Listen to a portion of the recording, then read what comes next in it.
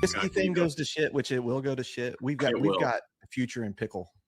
It's like it's got that beam, nut, right? The beam nut. Not to get stuck on nut notes again, but beam does have that nut.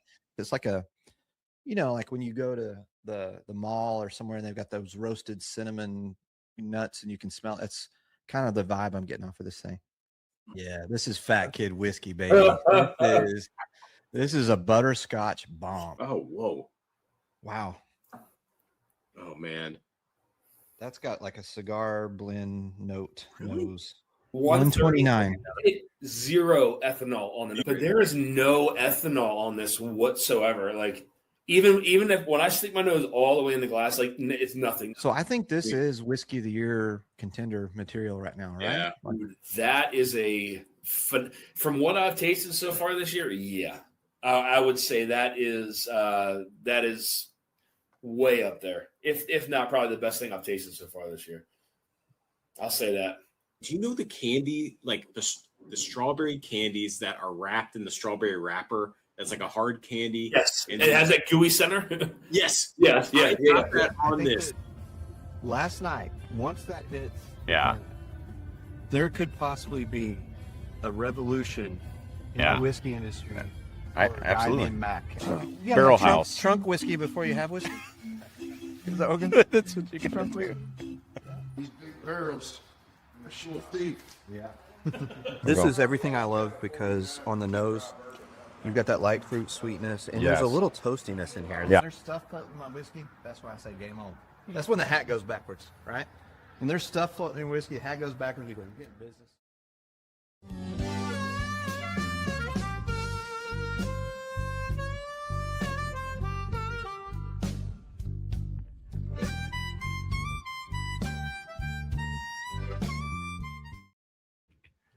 Hello, everybody. Cheers. How's it going?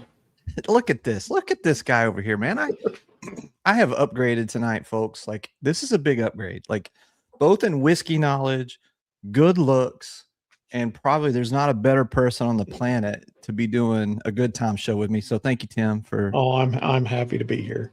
No, man. So this is awesome. I appreciate you jumping in with me tonight. Mac is in Mexico, y'all, and he is down there with his senorita, and they're having a little vacay and much needed. So Mac, I hope you're enjoying your vacation. And it's funny, like when I go on vacation, Mac does like a super serious show with David Thomas Tao, one of the most. I do good times. So exactly. This is just kind of how it rolls. But we like to have fun here. We're gonna have fun tonight, y'all. But I want to open up, Tim, just real quick because it's so important. Today's a special day, right? And I did all my chores. I mowed the yard, did lunch, did everything I could to be able to get freed up tonight because tonight's Mother's Day.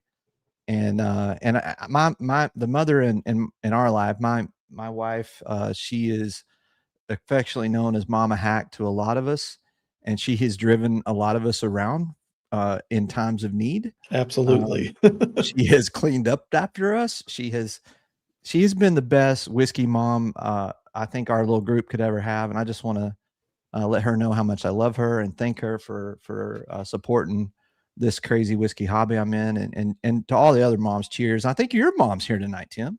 Yep. I saw my mom in the chat and want to wish her a happy Mother's Day too. So well, happy birthday or happy Mother's Day to Tim's mom. Birthday. Yep. Happy Mother's Day to Tim's mom. But to all, hey, if you're ladies here in the chat and you're a mother, cheers to you. But also cheers to all the moms. We kind of wouldn't be here without them. So gotta make sure that we show out that love. So yeah, it's Sunday night, y'all, and we're gonna have fun tonight. It's gonna be a fun show with good times. I want to do a few announcements as we go, Tim, but yep. Our guest is already here, and I think his battery was running low, so I cannot keep it waiting too long. But let's check in with the chat just a little bit, Tim, and I'll do some updates as we go. So it looks like who's first tonight? Oh, Dave. I got Dave Vogelsang. Saying today. Dave V is first tonight. Welcome in, Dave. Dennis is here. Mac is away. Hack and Tim will play. That's right, Dennis. That's right. Welcome in to Bama. That's JT. Welcome in. Cheers, everyone. Randall's here. My wife gave me a bottle of Stag 25A for Mother's Day. So I'm so screwed up now. I don't. Does he think that's like a setup? Is that what he's saying? Do you think, Tim? I don't know. I think that sounds like a keeper to me. Yeah, yeah. Well, speaking of Stag, I think it's a good segue into an announcement I need to make, and I'm going to add this to the stage real quick. I've been talking about this on the channel a lot, and I've been helping some guys with a liquor store down over in East Texas, Troop, Texas. And if you wondered where it was, just look on the Texas map. There it is. It's somewhere up there between Houston and Dallas, probably about 15 minutes from Tyler. And those are my friends, Nathaniel and Randy. They've been inviting me to do some barrel picks with them, and Adam and a bunch of the other owners there. They've been very kind to me and generous. And so they're going to have their grand opening on May 30th, guys. And there's going to be some kind of event that night before on the Friday night. But hope you guys can join us. And I've got a few of the barrel picks that they've done so far. They've got a couple of old Doms. That one old Dom, it says bourbon, but it's actually a wheat whiskey. And then the JT Mellick pick, which I helped on that one. And that's a fantastic pour. A couple of different Still Austins. That 7-year Still Austin that we had a lady by the name of Nancy Fraley help us she was down at the distillery, and we're at the Rick House, and she was making some calls for us. So excited for y'all to get into that one. And then they've got a few of the what we call tater picks. They've got a Weller 107. They've got a Stag pick. Also a new riff, a Buckner's 13-year, a rare character. I helped them do that here in Houston. And then a Frey Ranch pick. And then they were texting me too before the show, Tim, and they were talking about another bottle called Founders. And it's from Georgia. And I don't know anything about it, but I'm going to find out more about it so I can share with you guys. But I'd we'll love to hear more details about on it. I've never heard of Founders, Tim. Neither have I. If it's anything like some of the other stuff that's been aged in Georgia, I really look forward to hearing more about. Yeah, I do too. I do too. I like some of the stuff aged in Georgia. I agree 100%. And then they wanted me to tell you guys too, this is a big announcement, and I'll make more news around this, but they also will be one of the first few handful of stores that will start carrying some Detling in Texas. That's right, Detling in Texas, hearing it here first. That's really exciting to hear, because he doesn't go out of his way for anyone, you know. No, so he's gone out of his way to help that Gaucho Spirits guys get some Detling there. So really exciting stuff. May 30th. Stay tuned. We'll be talking about some kind of member hangout, bottle share, pre-night event. Also, if you're a member of our YouTube, I posted this in the Discord today. I'll have a pre-order form that'll go out to you as members. And so for those of you that aren't able to make it there, we will legally find a way to get you a bottle. But just stay tuned. And there's another good reason to be a member of our channel. Try to do really good things for folks. But just wanted y'all to know about Gauchos, and we're really excited for what those guys are doing. And one more thing, Tim, I think we're going to have those guys on a Friday night. Like we're going to, in the next few Fridays, going to get those guys on so you can hear from them about their picks and their store. And you can find Gaucho Spirits on Instagram. You can kind of see what they're doing. So check that out, y'all, please. Sounds like a lot of cool stuff coming out of them. Yes, sir. Marty, what's up? What it is? Bradley Booper here. Welcome, Bradley Booper. He's been on a hot streak, winning a lot of stuff lately. Wes in the house. Cheers, Wes. Welcome in, sir. Let's see, who else am I missing here? Foot Doc, welcome in. Tim, welcome in. That's another Tim, different Tim. Welcome in. Jim Turner, cheers, everyone. Thank you for being here, sir. Thank you. And there's Mama. There's Mama. Yep, there'd be my mom. Is your mama's name Rena? It is. It's Rena. Okay. Yep, Rena. Not like Arena, but Rena. Rena, yeah. Okay, all right, got it. Okay, all right. Welcome in, Mrs. Borowski. Glad to have you here. Joe, the sample guy, in here. Welcome in, sir. Welcome in.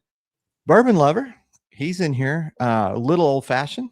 Got a channel here. He's hitting close to 11,000 subscribers. Check him out. He does some cool bourbon hunts around the Memphis area and surrounding areas. Candace made it. Hey, happy Mother's Day to you, Candace. Special announcement from Candace. Candace going to be a grandma, Tim. Yeah, I saw that. It's exciting news. I saw she was cracking a WLW for that. I mean, that's a good bottle to crack for being a grandma. But congratulations to Candace. We're very happy for you and the fam, and that's awesome. Brandon's here. Welcome in. Cash is here. Finally get to make one of these. Super excited. Yeah, man. Glad for you being here. Brian's here. Chaos says, man, Mac has never looked better than today. Look at this. See? I heard I need to step up my quilted game. So, well, yeah, no, it's, I don't know. Like when we get into the summertime, does Mac have some kind of summertime quilts? I don't know if there's a summertime version of that or not. Yeah, I don't either. I'm not sure. Bourbon and Balls, they've got a channel. Welcome in. Those guys do cool content. Glad that you're here, sir. Brandon Scott, one of our first super chats. Cheers, fellas. Yeah, so super chats, guys. I'll throw the banner up and just kind of talk about the giveaways too right here, which we've got a lot tonight. We've got a lot of giveaways. So Tim, you've got 2 fun packs you're giving. You want to talk about? I do. I've got probably just over a dozen or so bottles, and going to split those up between two fun packs and let you guys see what you think. Yeah. So Tim's got some bangers and some good times, some different stuff from Cox Creek too that I don't think you can really get anywhere. I mean, I kind of failed to say this. Tim is the grand ambassador of all things good times. The biggest regret I have is when we did our barrel pick there is I did not night you with the thief like I was going to. Like that was the plan. I know. We got deep into the barrels and I forgot to do it, but I promise you, if we're ever at good times again, I'm going to night you. Oh, I think we'll be there again. I think so too. It's one of the most fun places in the world you can go. Absolutely. Dennis was super chat. Max away. Hack and Tim will play. Another great guest. Tim for co-host. Yes, sir. I think we checked in with Randall already. I'm just going to keep going through. Joe's here. Bourbon Hunter here. Welcome in, sir. Bama's here with $10 super chat. Thank you, sir. Good luck to you tonight on the giveaways. Warren in the house. I can't pick on Tim if his mom's around. He's going to be nice to you tonight, he said. I said, don't let my mom stop you. Yeah. Lucifer here. Will those be available on May 30? Yes. I think all of those will be available. The one they're waiting, I think Rare Character, they're trying to see if that one's going to make it in. And there might be one other. I think the Frey Ranch are trying to assure. But yes, most of those will be available. Stay tuned though, because I'll be talking as we get closer. The Rare Character is nice. Yeah, it is. I tried that one. That was a good one. Randy's in here. Handy Randy. This is my dude from Gauchos. So if you had any questions for him tonight, he can answer those in the chat more than likely. Oh, Cash says Founders is from RM Rose, mostly sourced MGP. They lose out of 30-gallon barrels and have some good stuff. Okay, thank you, sir. Appreciate it. Brad Cook here, having a great night. Happy Mother's Day to all the moms, of course, of course. So I'm going to kind of scroll down here. I think we pretty well caught up. If I missed anybody, let me know. But y'all get in on the super chat tonight. The giveaways are cool. Also, just want to, he says, and the Frey Ranch, correct. Yeah, okay. So those two, a Rare Character and Frey Ranch, I think may not make it by the drop, but they're working on it. So just want to real quick announcement. As you can see from this bottle right here, guys, this is our Nashville Butter Cake. I've been talking about this one. This is our next bourbon that we just picked from Southern Collective. Shooting for about June 5th for this, or June 12th is the date. These are being shipped as we speak to Shared Pour. So this Nashville Butter Cake, I'll be putting out full tasting notes, but it is just a buttery, creamy, mouth-coating pour. I get a lot of sarsaparilla, Tim. Yeah, I can't wait to try both of those. It's just got a cream soda vibe on it. It came from you guys. I'm sure it's some Fat Kid whiskey. Yes, sir. You know it is. So that's what I'm sipping on to start the night. The other thing I need to tell you guys about is tonight, you may or may not have heard, but Mac and I were selected by this company called E-Cozy that makes ice molds. Or ice, they make ice balls, more correctly, ice balls, that's right. And did our first little promotional product video. And so instead of me keeping that tonight, Tim, we're going to draw from our members. So if you were a member before tonight, I have you loaded up on a wheel, and I'm going to give away that ice ball maker tonight. It's about a $280, $300 machine. So you two can give that away. Balls. Yeah. So I'm going to give my balls away tonight. So icy balls be given away tonight to someone. So one lucky person, Tim, is going to get my balls. I don't know about lucky, but all right. I think those are all the announcements, Tim. I got through them all. I don't think we should keep our guests waiting much longer, sir. What do you think about bringing our guy Josh up? of course. All right, let's get him up here. Hello, sir. Good evening, gentlemen. How are you? Good evening, Josh. Josh, thank you for joining us. You've cleaned up, buddy. Like you've got a polo on, a collared shirt. You've trimmed up the beard. Like, what's going on? Are you like? I mean, you didn't do that for our show, right? No, just coincidence. Okay. Well, welcome in, Josh. Josh, is it correct that you are the master distiller or master blender? What's the right title, Josh? Master distiller is my title. I do, the blending and the finishing and all of it, but I do all the distilling. So, well, so just to give you guys a little bit of background, Josh, we got a chance to meet Josh last year. We had a liquor store here, a liquor zone we came out with and did some barrel picks with Josh. And it's probably the most fun I've ever had with my pants on. And they will just grab There's a one of them thief. right And here. there it is right there, that blueberry, the toasted blueberry. That was a pick we did last year with Liquor Zone. Thank you, Tim. And so, Josh, I think I want to start though a little bit about how did you get into this whole whiskey game and what kind of drew you into making a career out of this? So my grandfather distilled liquor, and he told me about it and got me interested in it as a child. Professionally, I was a water purification guy, so I worked for dialysis clinics and kept their water systems top-notch shape. Went around the United States installing and maintaining those, and got access to a bunch of the RO water. And started remembering about him doing the distilling. I took the RO water I had for free and started making a bunch of mash out of it, and started distilling, kind of just messing around. Then I started making a bunch of moonshine, just for fun, drinking it and giving it away and whatnot. Moved back home to Kentucky, and some of the guys I went to high school with was starting a distillery, and they were like, "Hey, man, we could use somebody that knows how to distill to come over here and help us out." So, yeah, I just been there helping Jimmy and Nick, and it really never was a career hack. I just got so busy messing with whiskey, I didn't have time to do my real job anymore. So, that could happen. Hobby turned into the full-time job. Yeah, so it was way more fun, messing with whiskey than it was, in the medical industry. So I just stuck with that. Yeah. And we've been at it 5 years now with those guys. Got to do a ton of barrel picks, and it's just a lot of fun,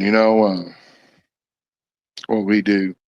Yeah, well, that's that whole theme of our channel is whiskey should be fun, and there's probably not a better brand and better person to have on our stream than you to kind of highlight that, because I think one of the things I wanted to talk about initially is that, Good Times gets a lot of opinions, right? There's a lot of opinions about what, the finish game and finish versus flavored. And then people also talk about, what all are you guys doing to get these crazy flavors in the barrel? But like, I guess I just wanted you to talk a little bit, because the one I'm going to start with tonight is this Miami Vice Good Times. And the finish on this has coconut rum, strawberry brandy, and pineapple brandy.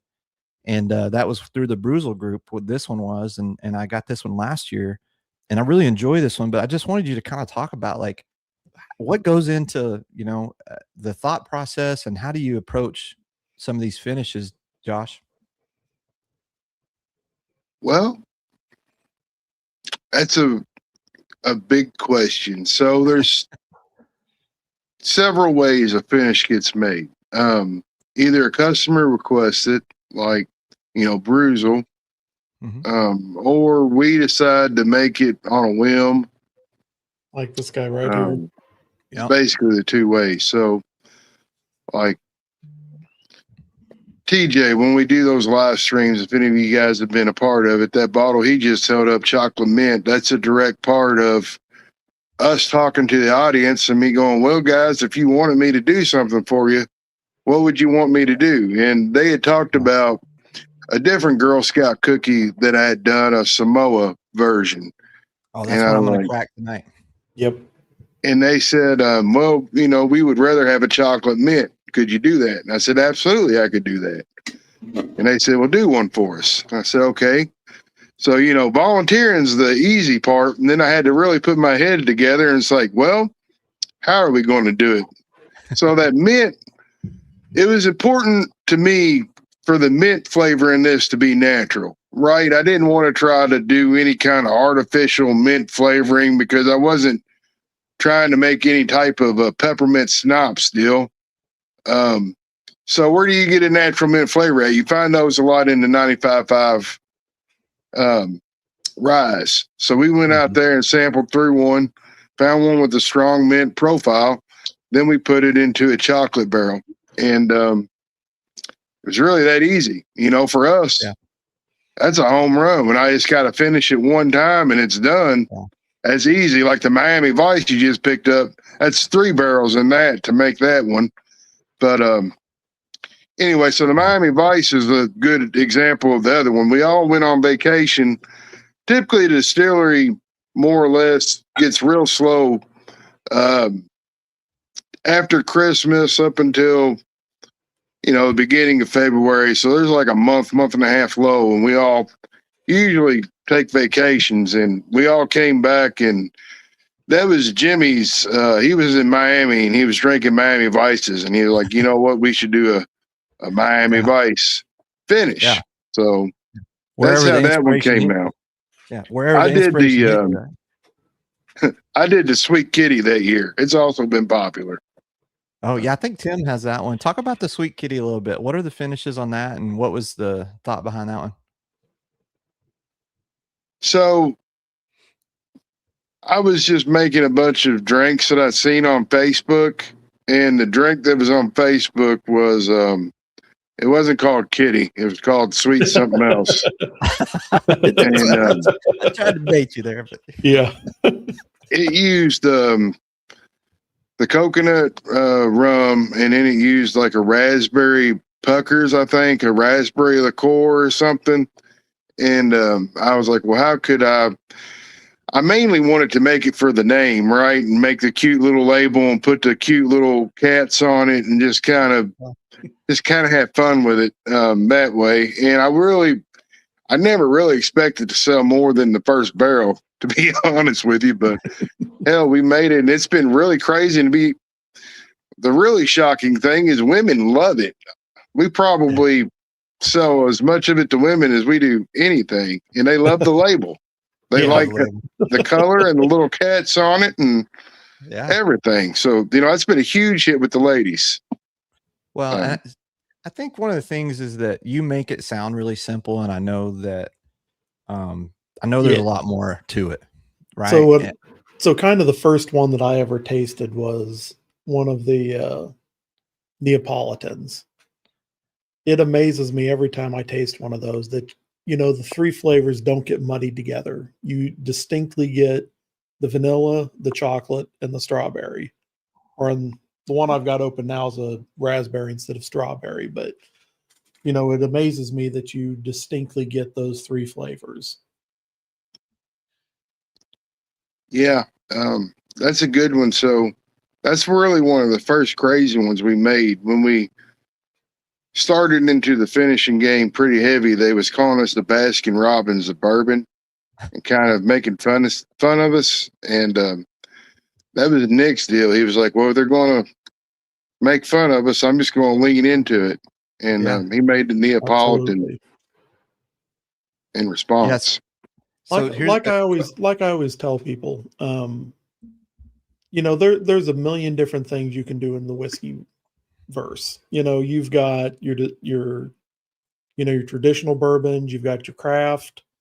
You know, I think you guys have made a point of getting your own niche, let's say, you know, you aren't expecting to be the next Jim Beam, you know, that's not the audience necessarily you're going for. I mean, everyone would love to be the next Jim Beam, but I mean, that's not the type of whiskey you're necessarily going for.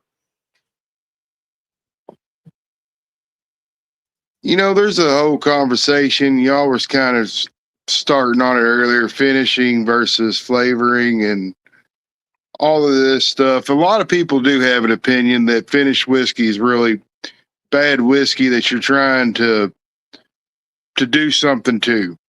And certainly that has a place in it. And to me, though, that's not what I'm trying to do when I'm making a Miami Vice, right? Because if I take a bad whiskey and I put it in a bunch of those barrels, what I'm going to have is a bad whiskey that tastes like coconut rum and whatever else. Yeah. So it's not like you're, to me, so the part that improves the flavor, if I have a whiskey that has a bunch of ethanol into it and it drinks real hot, I can put that whiskey in a heavy char number 5 barrel, and I can wait for 6 months to a year, and most likely the heat on that whiskey is going to be absorbed from that heavy char in that barrel. So, you know, that's a good candidate for a double oaking. That's what I consider finishing the fix, right? So there's a place for finishing the fix whiskey. That place isn't by flavoring it or, you know, trying to get, because if it has a bad flavor to start with, when you put other flavors on top of it, it's still going to taste bad, guys. You get bad in, bad out. Yeah. Yeah. Yeah. I mean, the way we do it, because we do single barrel whiskey. So every single one of them is going to be different anyway. Right. And a lot of times I tell people more or less what we are is like the stewards of whiskey, right? Because we got to taste it. Every whiskey has its time. Some of them are really good at 8 year, and that's their mark. Some of them are really good at 10, 12, and some of them take 15 years. Really, we just have to sample what we got and try to take it at the opportune time is really the job. Which means you have to taste a lot of whiskey in a day, right? If you're constantly checking on these barrels and constantly checking on these finishes and so yeah, I mean, you know, you got to taste them. There's some barrels that we don't taste very often for sure. Like, you know, some only get tasted once a year, once every 6 months. Mm-hmm. But those are kind of ones that we're saving, you know, like the container whiskey hack. You know about container whiskey. I do know about that container whiskey. I know that's where the good stuff is hidden. Yeah. But other ones, like, we finished a taste. So that taste is going to be different on every barrel. And it's going to be different for the customer. I've had an Amberana finish that I didn't put in the Amberana barrel for 15 minutes. Literally, the Texas Mart up in Michigan, it was their pick. And we put it in there. And we walked away and we tasted a few more whiskey and I walked back and I said, it might be ready now. He said, you're lying to me. I stuck the thief in there and pulled it out and put it in his glass. He tried it. He's like, oh, that's perfect. Okay. Get the pump over here. We pumped it right back from the Amberana barrel, right back to his barrel. That for Amberana, that's probably about right. That's probably about right. Hey, my friend here, he has a channel as well. Whiskey Knows, friend Marty. He has been a big supporter of ours and has a big YouTube channel too, Josh. He said the cigar blend is on shelf up in Raleigh for $125. Can you talk about that bottle a little bit, about the cigar blend? So cigar blends in general, I guess we'll start at the 1,000-foot level. Cigar blend's a term that's traditionally used at the European whiskey that they would finish in either cognac, Armagnac, sherry cask. A lot of the liquors and liqueurs that they associate with that part of the world. And originally, the nobility over there would do it to pair with the pipes or the cigars that they would smoke, you know, after their dinner or whatnot. And J.P. Magnus really made it popular over here, I'd say probably in the mid-90s or so. We've actually had Nancy on this channel for like 3 hours. Yeah. We went through brandy, cognac, Armagnac, all of her cigar blends, and she taught us a ton. Like it was an amazing night, Josh. Like it was really cool. Yeah. So anyway, everybody kind of has a different take on it. To me, a cigar is the sherry, the Armagnac, and the cognac. We do a Madeira version as well. It's pretty good. My favorite's the American light whiskeys that we do. They really take on that flavor nicely. But I don't remember exactly which one is in Raleigh, but they're all pretty good. So your cigar blends don't always follow the same recipe. You're kind of, depending on what the base whiskey's doing, you're doing different things to get it to where you want it. Is that what you're saying, Josh? Yeah, so it's always the sherry, the cognac, and the Armagnac. If it's age dated, it'll be a good old times, and it'll have an age statement on there. A lot of the cigars are. We typically use older whiskey on them. Even the ones that don't have an age statement, they're typically 8 years old. So sometimes we just don't, have the age statement label ready. But typically, cigars are something that we take a lot of pride in. You're a cigar smoker yourself, aren't you, Josh?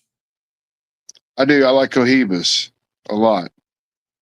But yeah, so I headed up the redesign of the cigar project many years ago. So most of the new cigars, if you look at it, the font is done very similar to what you would see on a cigar wrapper.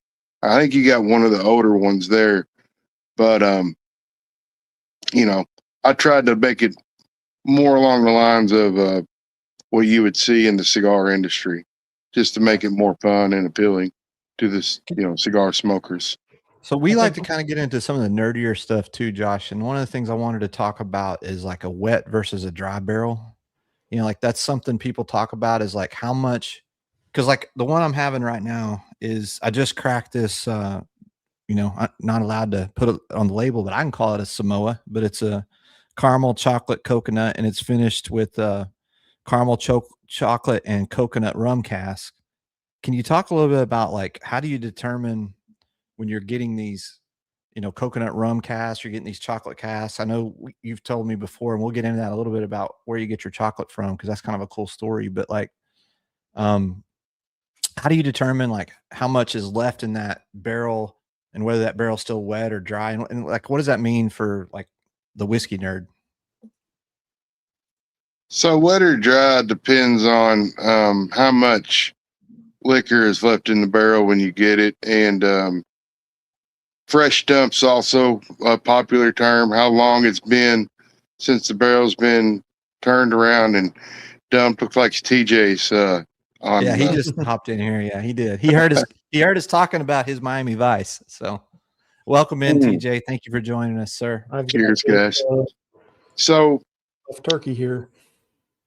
Some of them we get, that's a great one, by the way, are always kind of the same, like the chocolate barrels. So the local confectionaries, they put the cacao powder in there, and they'll spin them around and put some whiskey in there, and kind of makes a whiskey cacao deal, and they'll age that in there, and then they'll dump it all out, and they'll dry it out, and that's how they get bourbon barrel aged chocolate. And those barrels, we always get them like as soon as they're available, so they're always more or less fresh dump. The coconut rum barrels we buy from the distillery, so that's a crapshoot. Sometimes they're fresher than they're, other times. They got to truck those in usually from the Caribbean or whatnot, so sometimes they can be a little dry. So the thing is you got to kind of be a little bit of a cooperage with this. We got wedges that we can drive in, and we got special tools that we can drive the rungs down further, and we can swell them, and we've had to stand them up and chalk them at angles before to get them to not leak. Really? Honestly, it's the biggest pain in the butt in the finishing deal is getting good quality barrels in the finish in, and getting those barrels in a way that you can use when they're not good. Because if they're a good barrel, then that's not a big challenge. You just put whiskey in it and you roll it over. The ones that aren't good, that could be a challenge. I've had to use like 12 to 15 of those little cedar shims. And it seems like they get wormholes in them sometimes. It's like every one you seal, another one pops out, and it's like cutting the head off a hydra, man. You just keep on having to do it. You just keep plugging. You're like the little boy trying to plug holes in the dike. I don't know if you caught this or not, but it looks like Bruiser might have dropped a little bit of news in here. Looks like he might have the Almond Joy and the Mounds coming in the next drop. Oh, nice. I'm always behind a little bit because, they get theirs and store them in a warehouse, and then they drop them, at their convenience. But yeah, it's like that's what he's doing. I think he just finished up the last tequila he got in the last one, I believe. Well, I've been a member of the Bruiser Club now, coming up on almost over 2 years, I think. And every time a Good Times pick is in a Bruiser drop, it's one of the first to go. Like which is I think all of them. Yeah. And it's funny because TJ will talk, on his streams about we keep thinking we need to do something different, but they just, that community and me included, we love them, and they're all bangers. They've all been great. And I think it's cool though too. So like you guys kind of have series, right, that you're doing. So you have the Girl Scout cookie series, right, with the thin mint, which we'll get to in a minute. But this Samoa, Josh, as I'm tasting it right now, it is exactly so childhood memories, right? I remember my mom getting a box of those Samoa Girl Scout cookies and saying, all right, y'all can have one or two. And, when mom wasn't looking, we would grab, since it's Mother's Day, I'm probably telling myself here, but grab like 5, 10, and you just, just chew it. Like those Samoa cookies, they're addicting. And that's exactly what this thing, it reminds me of my childhood of it's just like those cookies. That's what made me think of the thin mints when we kind of talked about that finish. That's what I aim for, boys. Like when I look for a finish, I try to think about something that's going to be a little nostalgic, right? Because it's that stuff sells, and it's comforting. We're not going to drink a whole bottle of thin mints, but we have a pour and we think about it and reminisce. That's a good pour right there. It'll put you in a good headspace, and you got a whole shelf full of that stuff. You can take a little trip down memory lane. Yeah, absolutely. It's really, I just fresh cracked this Samoa, and that's exactly what I get off it. It's just, but also I tell people this too, Josh. I hope that you don't. And by the way, Candace, thank you so much. That's a huge super chat. You're the grandma today. We ought to be supporting you, but good luck to you tonight. And Candace is, if y'all missed it earlier, she's going to be a grandma. So she just found out today. So yep. Make sure to spoil that kid rotten. Yeah. Congratulations. She's going to spoil that kid. That for sure. But I, here's the thing. And I tell people this on the Good Times bottles, take, and before you, especially after you've, cracked them, or if you've let them set for a while, shake them before you open them. Cause a lot of those finishes, they do better that way to me. Josh, would you agree or? I would agree. Yeah, for sure. And hell, that's really not bad advice with anything.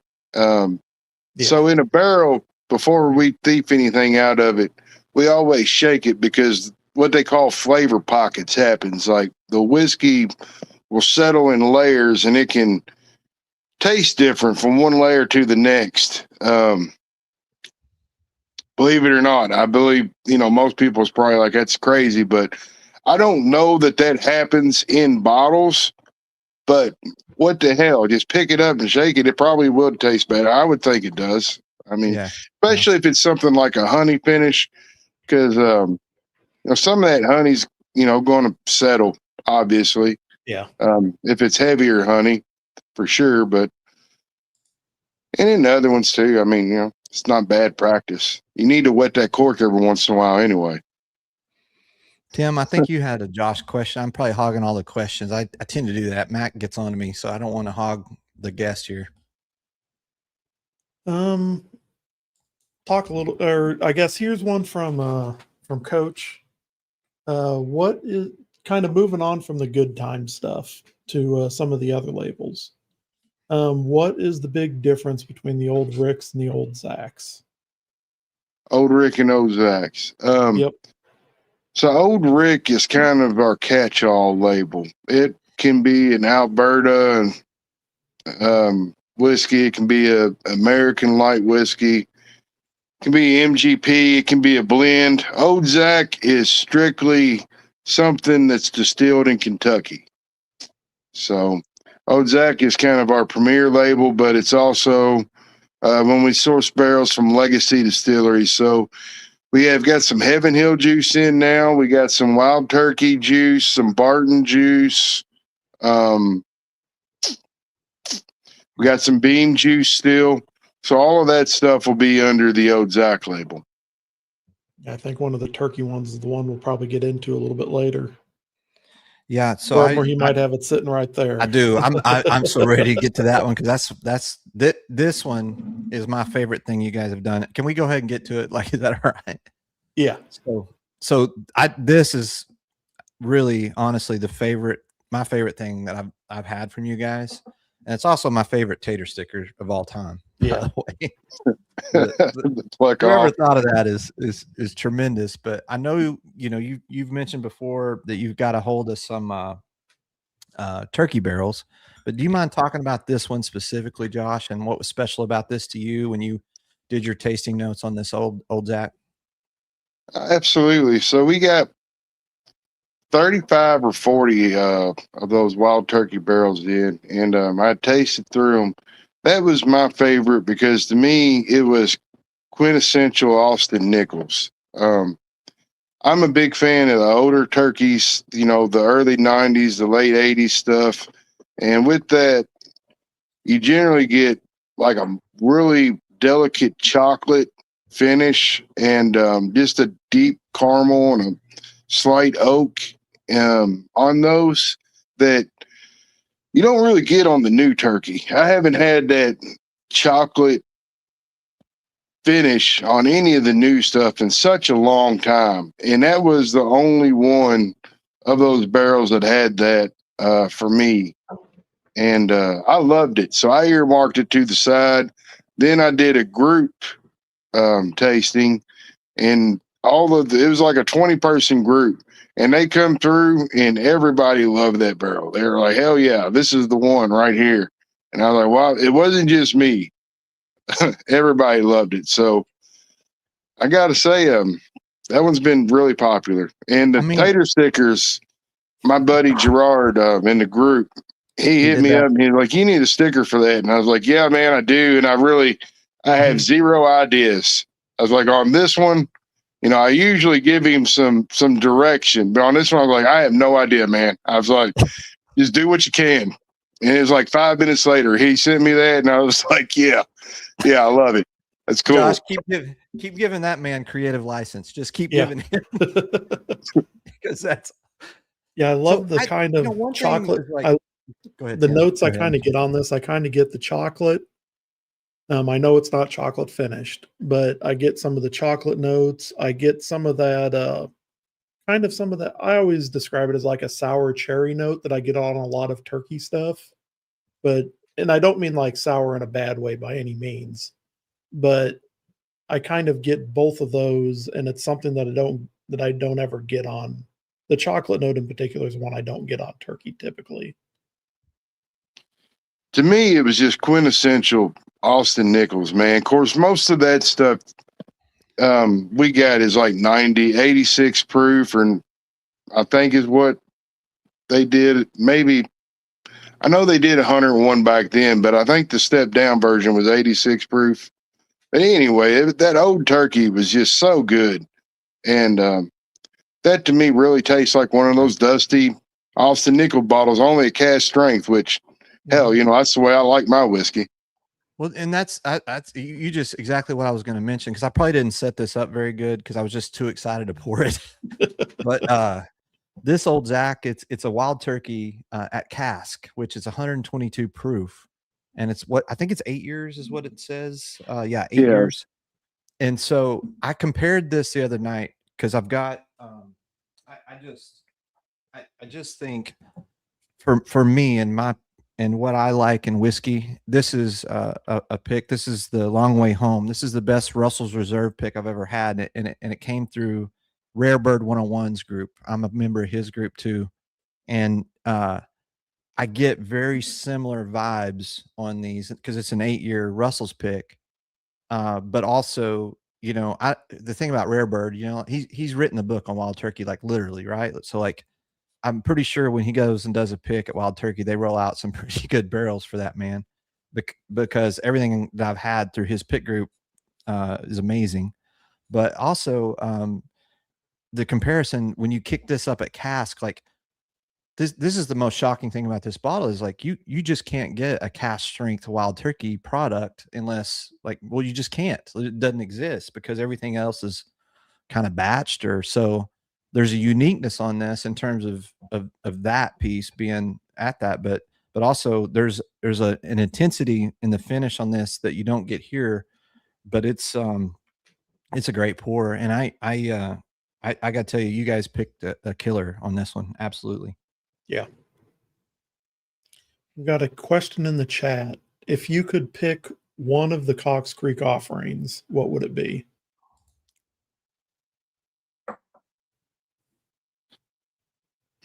The 19-year Barton that I don't have any of.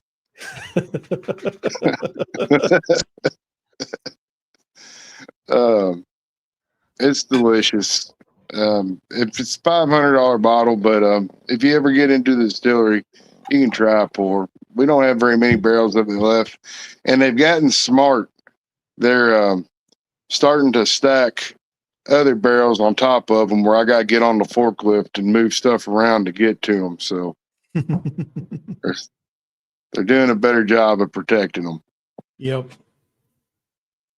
I know. So that, Joe says, that what was the heck is a chocolate barrel? To go back to earlier discussion, I think I wanted you to talk, I know you talked a little bit. So Kentucky has kind of a heritage of making chocolate, right? Like that's like you have, people that do that and they actually put it in barrels, is it right?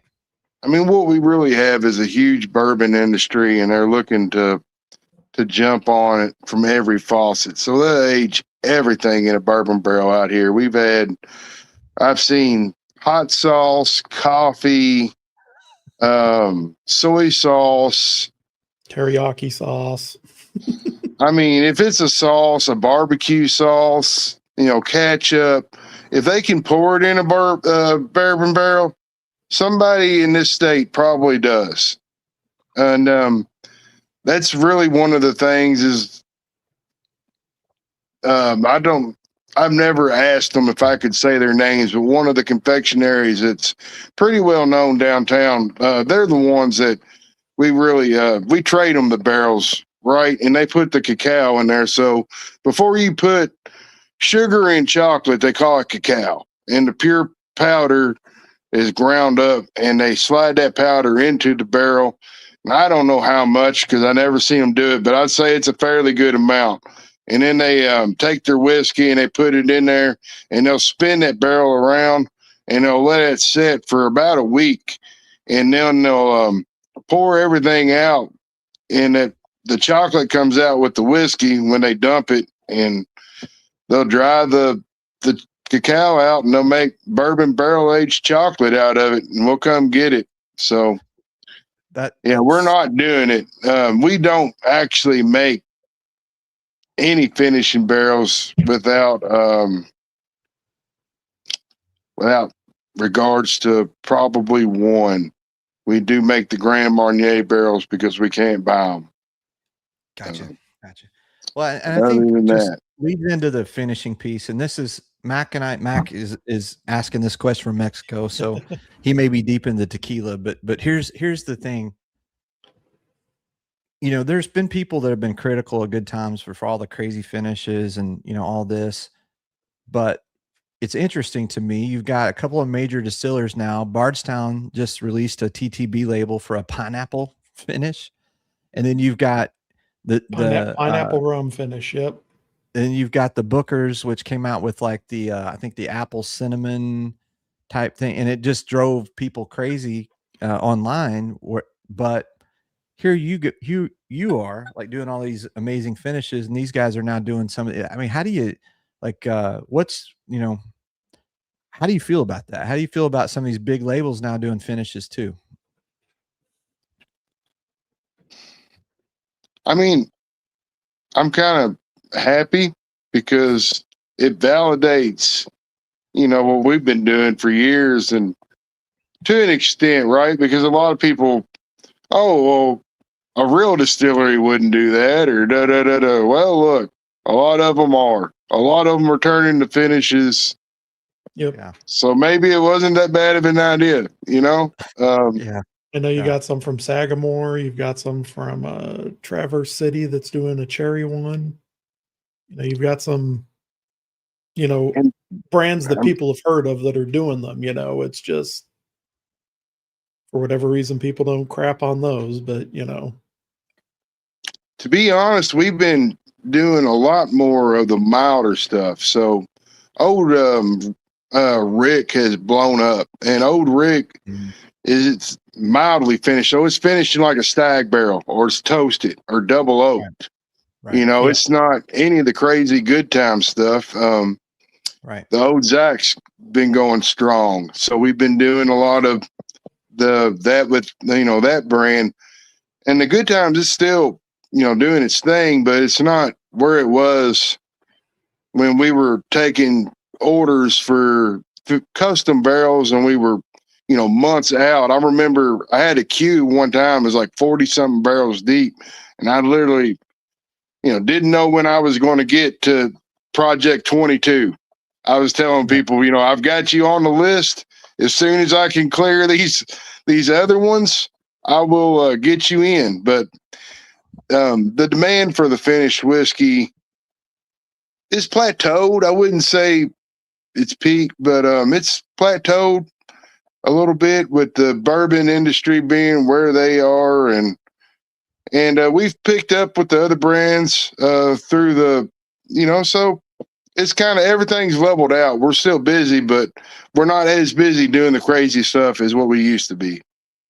Are you finding, Bruzel just mentioned this, TJ just mentioned this about the big guys will do anything they can get rid of whiskey because they got too much. Are you finding that it's easier to source good whiskey at a better price yet? Has the market kind of come around for you guys around sourcing? Because, you guys are obviously sourcing from all over, but what are you seeing there? We don't hardly buy any barrels that aren't 8 years old anymore. So that's really the biggest increase for us is we just keep buying older whiskey, right? Like if they're going to sell us older whiskey for basically the same price as we used to buy younger whiskey for, then we're just going to buy the oldest whiskey we can buy. Yeah. So, the proof's in the pudding. If I can finish a young whiskey or I can finish an 8-year whiskey, I'm going to finish the 8-year every time. Yeah, no, makes sense. So when you talk, because earlier you kind of touched on this, I think it took me a minute to figure this out, is when you talk about the labels, right? You've got some like this, right? That is the Neapolitan that just say, good times. And then you've got some like this, like the Thin Mint. These are both bottles we're giving away tonight that has the old times. So I know you said age stated, but is there an age you're looking to get to before you're going to call it old times, or is it just 7? It has to be a minimum of 7. Okay. So you're looking at a minimum of 7, and then is there, when you're sourcing though too, is and finishing, now that you're getting like an 8-year, does that change how you need to finish, or is it just all based on flavor profile? Or do you think that that's kind of contributing to kind of people gravitating towards like the old Rick and old Zach lines, because you're starting to see some of the older stuff pop up in those brands? I'll tell you, the biggest difference for me is the availability. So when I get 5 or 6 year whiskey in, I'm typically going to have to double oak at least half of it, because it'll be hot, right? It'll have some youth on it. That double oaking process takes a lot of that youth out, but that's also a 6 months to a year process that I got to put that whiskey basically on the back burner before I can use it. Now, when I get to 8 year, the older whiskey in, it doesn't have that youth on it. So I can use that barrel today. And, you know, an age statement always looks better on a label. Yeah, Definitely. Definitely. So are we allowed to talk about what happens in the container? Yeah. That's all bonded territory. So that's all legal. Okay. All right. Good to know. I just don't want to do anything that I'm going to get in trouble or get you in trouble. Cocaine barrels and all. That's exactly where I wanted to talk about. So we were there last year, right? And you guys are doing some cool experimental stuff out there. One of them was the Colombian oak barrels, which you affectionately talked about, the cocaine barrels. Can you tell our folks about what those are that didn't have access to the container? Well, the Colombian oak barrels is a project MGP did like 9 years ago when they were having a barrel shortage. They felled some oak trees in the Colombian rainforest and made barrels out of them. They were unique in the fact that they weren't cured very well or very long, and they were 50 gallon instead of 53, and they used these cheap white metal bands on them that were kind of made out of pot metal. And that bright white band was how we identified them. And the wood was a little different. Since they come from Colombia, you know, they were affectionately named the cocaine barrels. When we were messing with them, we used to have a bunch of them. We're actually probably down to like 4 or 5 of them because they only did that. Where did those end up going? Did they end up going in like a double oak? Are those some of the double oak light whiskeys that I'm seeing out in the market? Or some of the banana finishes? Did you pair them with some of those? Where did they end up going, Josh? So we got 4 of them that we just double oaked that are inside on racks. And then some of them, we did the banana bread. We used the Colombian oaks for that project. And we did some through the Old Rick brand. Double oak, toasted, and just normal Colombian oaks. So there's 4 or 5 left, and then, you know, we've used them. But when they're gone, they're gone. You know, that'll be a project that'll be forever lost. So it'll be sad. Anything else out there in the containers that you can tell us about? Anything that's coming up? What's coming up that's exciting? I mean, the Heaven Hill stuff, I guess, is new. It's out there. Okay. We're doing, as far as the older stuff, like, you know, we got a bunch of the older American light whiskey. We got some Canadian ryes out there that are going to be like 22 or 23 this year. They're older. We got some MGPs that are probably between 11 and 15 years out there. Oh, wow. So it just depends on what you really want to get into. That's would be what we call the red container, is where we keep mainly the older whiskey. But some of the containers are for projects, you know, like one we call the cigar container, and that's where we're rotating all the cigars around and finishing them and aging them. And some are just for storing, you know, overflow. So some of them aren't necessarily special. We just, you know, you got to have a place to put barrels. Okay. Well, so when I come, I'm just going to the red container. That's where I'm going next. I'm just going to say, hey, so one of the things you guys do too, and I know we can't call it tequila, but we have to call it blue agave, and this one's not the extra añejo, but this is an añejo. And this stuff has been flying off the shelves. According to Josh, the other Josh over at Spillway, he said every time he gets this in, it's going. And can you talk about this project a little bit about, Max out in Mexico? So I thought I'd have some añejo here in his honor. Can you tell us about it? Yeah. So the tequila line was really Nick's passion project. Okay. We went down to Mexico to try to import tequila, and what we had found out was you got to be friendly with some shady people. You got to grease some wheels. Yeah, you had to grease some wheels, and some of them we weren't particularly willing to grease. So it saved us a lot of trouble.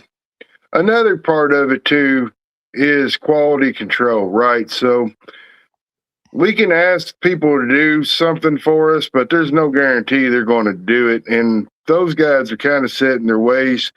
The whiskey barrels that they use to make tequila in Mexico, they've been making tequila in them for a long, long time. So they don't have that fresh dump flavor. Us being a distillery, we got fresh dump whiskey available barrels to us every day. So we'll flip those tequila through 10 or 12 barrels, which now it has been. And the 3-year-old, which if you got an añejo, it's probably been through 7 or 8 barrels in its lifetime. Because every couple of months, Jimmy will just be out there transferring it from whatever it's in to a new fresh dump barrel. And that's how we layer all that whiskey flavor in there. Most people will say that it tastes more like a whiskey than it does a tequila, which I agree. And it's got this sweet cinnamon thing, Josh. Like it's a sweet cinnamon in the tequila that is just, but it's so nice. This summer I'm going to sit out on my back porch with this bottle and enjoy. It's got that summertime sipper feel to it, and it's just, I love these añejos. I really do. I think if you have someone who's never been into tequila before and says, who's only ever experienced, say, like Jose Cuervo, that is an awesome one to start people off with. Yeah, it just doesn't have any of the bite. Go ahead, Josh. I'm sorry I cut you off. No, we're making margaritas at the distillery now, and the extra añejo is top notch in there. Hey, Tim, I don't know if you're feeling this or not, but I think we need another trip back to good times. Oh, it's been a couple months since I've been down there. I need to make another trip down. Yeah. So unfortunately, usually it's Saturdays I'm down there, so usually I see Cody, but So can we talk a little bit about what it's like to visit though, Josh? I know we've been but could you tell folks like what they would expect if they come see you, and just so y'all know, like they're pretty near Four Roses. I think the Four Roses bottling is just like the next back right up against it. Yep. Next little exit. But if you could just tell us what's it like to come visit you guys. Well, I mean, it's easier to show you than it is to tell you. So I would tell anybody that wants to come on out. But, we try to customize everybody's experience so that everybody gets to what they're looking for. If you want to just come in there and try some offerings at the bar, then we have that. If you want to go back there and drink some stuff out of the barrel and then bottle your own, we have that available to you too. So we try to cater to the whiskey enthusiast. We have something that anybody would like. You have the good time stuff, the old Zach stuff, the old Rick stuff. So there's 50 different barrels easily back there at any given time that you can go back and pull whiskey out of. And if you don't find anything you like there, we'll open the container and start pulling whiskey out of there. I'll say there's been many times I've been there for 6+ hours, because it's one of those things where, you go in, you start sampling some stuff, then a random group comes in, you start talking to them, and, just ends up being an awesome time. I think one thing that separates us from other places is we were always built on the barrel pit community, right? Even from the beginning. That's what we've always been passionate about. That's who we've looked to. So you come out to do a barrel pick, typically you go to legacy distilleries, and as much as I love Old Forester, I gotta say, you go to an Old Forester pick, you got 3 barrels, you got 30 minutes, pick which one you like and get the hell out of there. Well, and that's not even an experience that most people get to even have. Most people don't even get to try those 3 barrels at Old Forester, Well, exactly. But for those of us that do, that's not really what we want. I want to go in there and try through 7 or 8 or whatever it takes. I want to try whiskey till I find the whiskey that I'm looking for. Yeah. And that's what we try to offer you. If you come to us, we're going to try whiskey until you find the one you're looking for. I mean, there's been times that I've been there, even if you're, say, trying to look for, say, a creamsicle, you'll have 4 or 5 creamsicles on the floor. They will all taste slightly different, it just depends on how long they've been in that barrel, in which barrel they've been in longer, what the base whiskey was. They'll all taste slightly different. You can truly find the one that you like. Yeah, that's what I would say too. Like, even though they're both Neapolitans, they still can have, one could be a little stronger chocolate, one could be a little stronger. That's what I found when we were there, is that just because they were the same finishes doesn't mean they have their uniqueness, each one, which is kind of cool. But also the really cool thing I think you guys do is that you're basically and it's just funny. So I'm a fairly organized individual. And so I'm trying to do a barrel pick, you should have seen it. A piece of paper, and I'm like, okay, guys, let's get over. And then it's just mad chaos. Literally, when we went in, he had a list of paper. He had, the list of the barrels that were on the floor. He had marked out the ones, and he said, okay, we got to do this one and this one. And that went out the window it was out the window in 2 minutes. I know that hat went back. Stuff got serious. Yeah, that's exactly what happened. That's exactly what. And but it's just so much fun. And also the really cool part is if you find something in those barrels you like, they bottle it for you right there. They put your label on it right there on the spot. So they don't bottle it for you. You bottle it yourself. Which is an experience in itself that most people have never had. No, and that's the thing. A lot of the other distilleries, to bottle your own, it's a pretty hefty price too, and these guys, I mean, it's a very cool experience. I just think anybody that is making that trip to Louisville and then going to make the whiskey trail, I mean, stop at Cox Creek, y'all. Just do yourself a favor, but plan a whole day. Yeah. Because they'll put you on some whiskey. Yeah. Yeah. It's always a good time, fellas. Come in there and see us, and we'll find something for you. That's one good thing about whiskeys. We all enjoy different things, and we try to generally have something for everybody. So we got the finished stuff, the not finished stuff, some stuff that's kind of in between. So, just come see us. Hell. So also the thing somebody asked us earlier, I know the wild turkey barrels that are being released for the Old Zach. Are there more of those coming? And how would somebody, Josh, if they wanted to get in on some of those, how do they get in on that if they want to get some of those future picks? They can contact me. My email is real easy. It's josh@gtbourbon.com.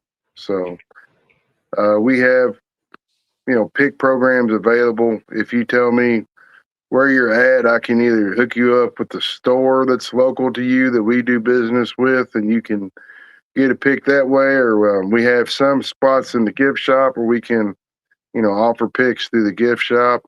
If people like to do it that way. So I would encourage anyone who wants to do a pick to do them in person. I would strongly encourage that. Oh, for sure. But yeah, just you can email me and set it up. It's probably the best way for any of the audience members. Cool. And then Marty from Whiskey Nut. Hey, where'd the name come from? Is the creek right there, Cox Creek, or right behind y'all, or what is that? That's the name of the township we're in. It's between Claremont and Bardstown. It's Cox's Creek. Gotcha. So that's actually the same name. You know, when you go to that Four Roses locations there, it's the Cox Creek bottling plant, you know. Yeah. Well, so here's the next thing I want to do, Josh, is I'm gonna break out this this thin mint that we were talking about earlier. I'm gonna sip on it in a minute, and we've already kind of talked about this, but I thought maybe, you know, I know you're doing some other kind of future candy bar series, or you're working on some candy bar series stuff. Can you talk about kind of like what finishes you've got kind of in the works right now, and what you might have coming out in the future? So TJ requested us to do the candy bar series, and I finished him 3 barrels. He's got a Almond Joy, what's the one with just the chocolate and the coconut? Mounds. A Mounds. Yep. Yeah. So he's got the Mounds, the Almond Joy, and the Snickers coming out as a pecan Snickers version, though. I'll say the brainstorming the Snickers was a lot of fun during the pick. I would tell you this: the pick is going to go through TJ's group, and I love Bruzel. I'm a Patreon. I've been a member. I buy bottles, but y'all were live. You and TJ were live, and we had just finished a little tour of Good Times that day, and we're 30 barrels deep. And so we were brainstorming that day, right? And we were talking about what would it be like if you created a Snickers type vibe. And so I'm glad that it's going through the Bruzel group. But all Tim and I want is just a little bit of credit for being drunk enough to come up with the idea. That's all, Josh. That's all. There was a lot of drinking that went into that one. Boys, you might be right. I'm gonna be honest. I don't remember. I remember we had the idea for a Booker's that was finished in chocolate and caramel. You had the idea to add some pecan to it and kind of increase that nuttiness to it. Yeah. Okay. Yeah. So yeah, I guess you basically figured it out for me, Tim, on that one, on the Snickers. So no, we figure out the idea and then you do all the actual work. See, here's the thing. You and again, you keep talking. And like I know that sounds super simple. That's way oversimplifying the finishing process. I know that. But how's the Snickers project coming? Give us an update, Josh. Like what's going on with it? Oh, it's bottled. It's ready. It's sitting in the warehouse. Oh, yeah. Waiting for TJ to drop it. So how did it get there? Like, what was the, how did it, as you were kind of, messing with it over this last year, how did it get to where it ended up, being ready? Snickers one took a while. Okay. To be honest, the Snickers one took the longest. It took all 7, 8, 9 months, whatever I was working on it. It took like 6 months to get the pecan note to take. So the wood finishing isn't something you can really rush. You just start the process and you taste it, and sometimes you got to add more. And we do a wash too. So we add the whiskey. Like, you do 5 gallons at a time. So we'll put it in there with the pecan wood, and we'll let it age for a couple of days, and we pour it back into the barrel. Then we'll take and do some more, and we keep doing that until we got the proper amount of that pecan note in there. It took a while to dial that one in, and then just the getting it set in there. What is it? The Almond Joy. So that was a new one for us. That was an amaretto cask. And we had to kind of play with that and dial it in.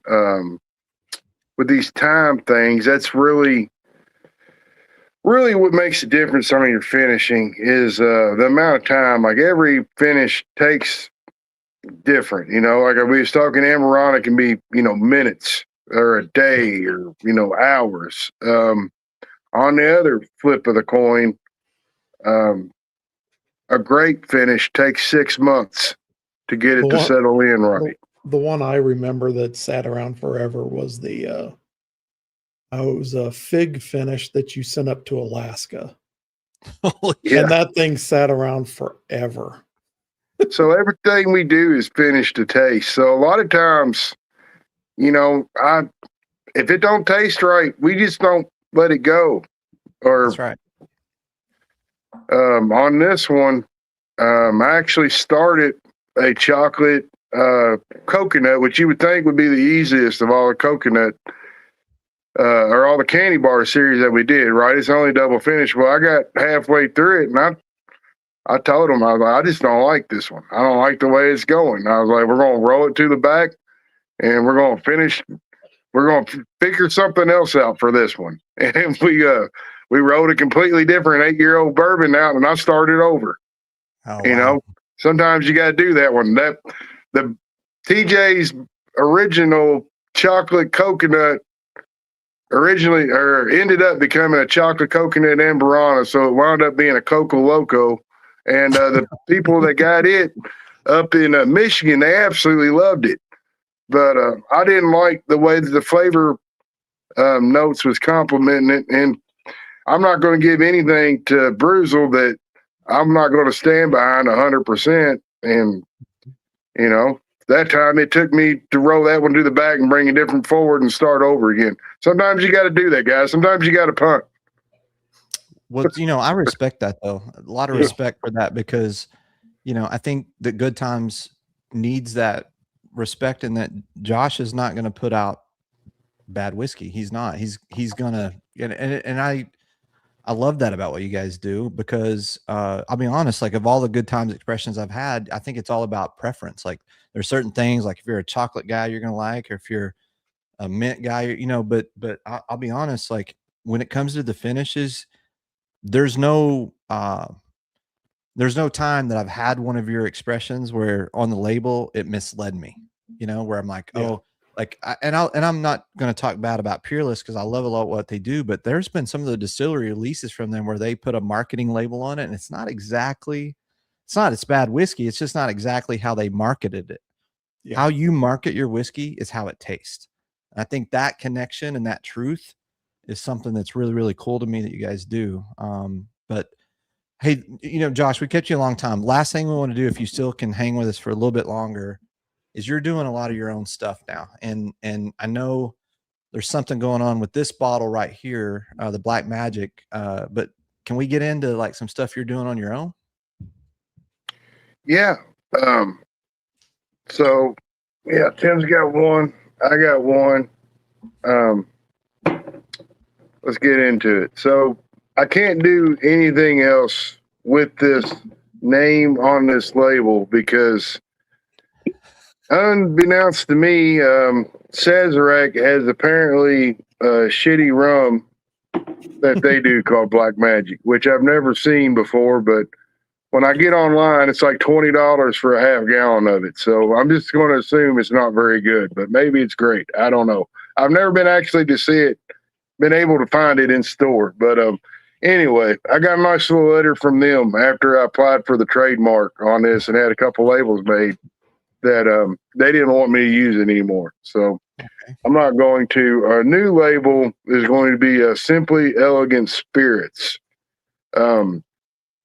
It's a company that my wife technically owns, which frees me up to work and promote and all that sort of stuff. In the long run is, as a distiller, I want to be able to take the spirits that I'm making and put into, my own bottles with my own brand and have my own juice under my own label and or at least my own family. Right. With that in mind, do you have any plans for rum? What was that, Tim? I know you have some experience distilling rum. Do you have any plans on releasing a rum under that label? So yeah, eventually, I'll have some rum that I make under this label. Eventually, I'd love to do everything. So long run, I've made a limoncello. I've made a orange cello. I'd like to do like some strawberry infused stuff or some fruit infused, neutral spirits, and then, do some barrel picks too.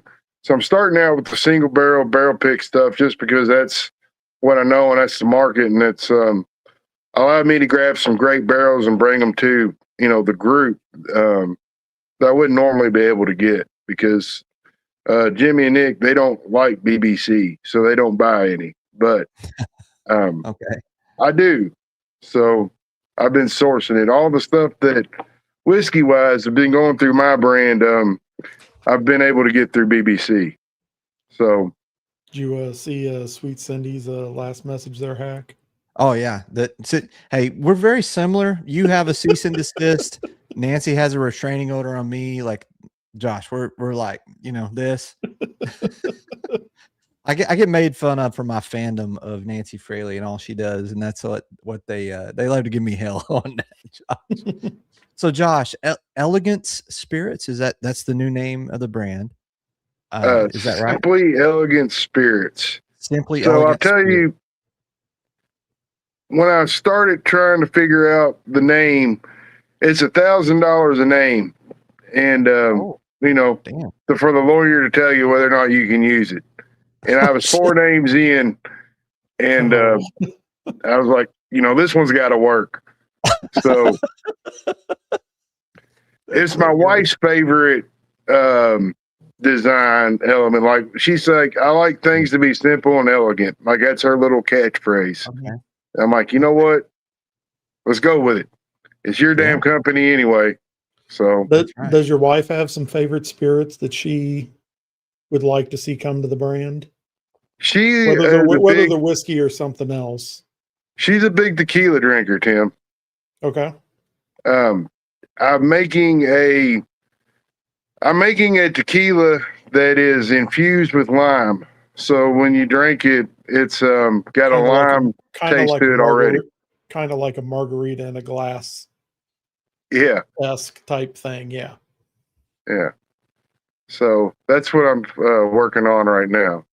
So if you're not Tim and you're not the grand ambassador of all things Good Times, how do you get access to some of this? Like if we want to get in on this at the, like Josh, how do we get this whiskey that's coming out? So the easiest way is just to go to your local store and tell them that you want Good Times. We're in 40 states, so we probably have distribution now. If we don't, then the easiest way is to join a group. So a lot of groups do picks, either on Facebook or with Bruzel or with one of those type of environments. I think we might even be doing a pick with you guys at some point in the future. Yeah, we're working on it. We're working on it. That's definitely coming for sure, because we got to, absolutely we do. And I wanted to tell and this is just what I'm trying to, so is the brand you're building with your wife and that company, will it be distributed through Cox Creek or will it be on this like separate, or how will that work, Josh? Long term, I believe it will be. We got to make it happen. So I originally wanted to build it without, Jimmy and Nick helping because I haven't got to experience that part of it. That was, right. Something that I wanted to be able to do without them, because Nick had done it all by the time I had got, with the company. So I could build a brand, 85% of the way, but not being able to be on the ground floor for that first 15%, I still had questions. So I built it with another friend of mine, American Bourbon Company, which is ran by the Bourbon Rabbi out in Shelbyville. He's a great guy. Pretty much lets me go in there and do whatever I want to. So really thankful to him. And, eventually, though, when I'm starting to make my own spirits and putting them in my own bottle under my own label, that will probably be at Cox's Creek Distilling Company. Awesome. Well, we're going to keep our eye out for it. And as soon as there's some of it available, we'll grab some. And then, I don't know, maybe Josh, maybe you come back when when you've got some more stuff coming out and we can sip through it and drink through it and have a good time, that would be awesome. Also, just there's a store that I'm working with that has been kind enough to invite me to do some picks. They're a brand new store. They're opening out in Troop, Texas, out in East Texas, and they've got like some banger picks lined up. And they just posted in the chat that they're interested in getting with us and talking about some opportunities for doing some picks, Josh. So hey, we just drummed up some business right here. So that's so good. It's good. Absolutely, Randy. If you can make your way down to Cox Creek, I highly encourage doing it in person if you guys can make it happen. But Josh, man, I just really appreciate you hopping on here with us and sharing your knowledge. And like I think Bruzel said it earlier, you're a genius when it comes to blending, and you're very humble in your approach and what you do. But man, I just want you to know, like I've always thought, like when it comes to finishing and what you guys are doing, that you're this genius that no one really recognizes. And so thank you for being on with us and hanging out with us. And we're huge fans, man, of what you're doing. And we just want to keep helping you and any way we can. And appreciate you joining us tonight. So on the channel, we've kind of got this hashtag one more pour thing. We do. We always do one more pour, Josh. Is there a pour? If you've got one pour you want to have with us, for me, it's going to be this Old Rick Hazmat. One of my favorite bottles I've ever had. I've been nursing this thing. All right, we want one more special pour, huh? One more special pour. Yeah.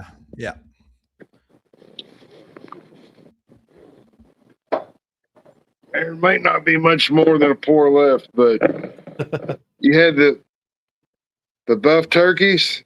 So the original one. I had that one earlier in the night. There you go. This was my buff turkey. King of Kentucky. I think we got a sample of that one in the parking lot one day.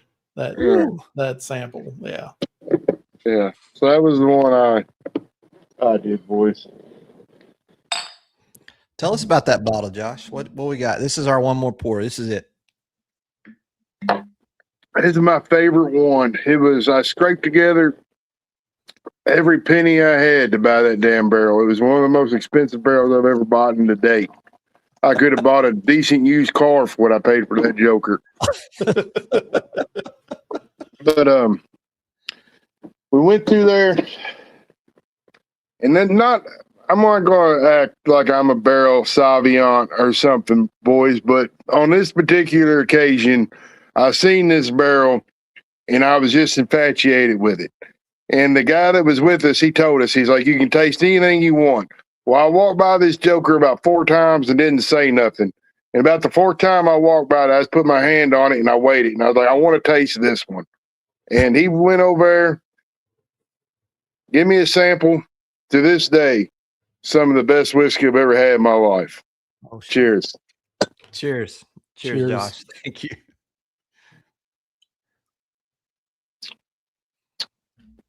It's complex, man. This one's got leather. It's got red fruit. It's got the big caramel. It's got the oak notes. It's got a finish that just goes on and on and on and on.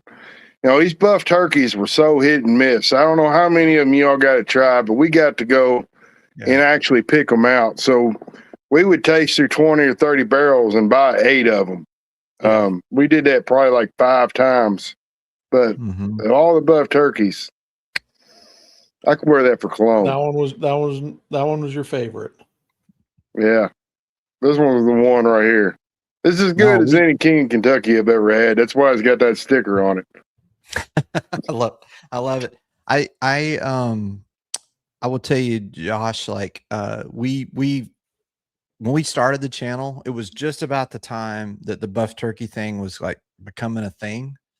And so we were trying a bunch of different ones, and I was convinced that the only way you could get a good buff turkey is it needed to be kind of higher proof, right? And then Jay West found some barrels from buff turkey that changed my mind immediately.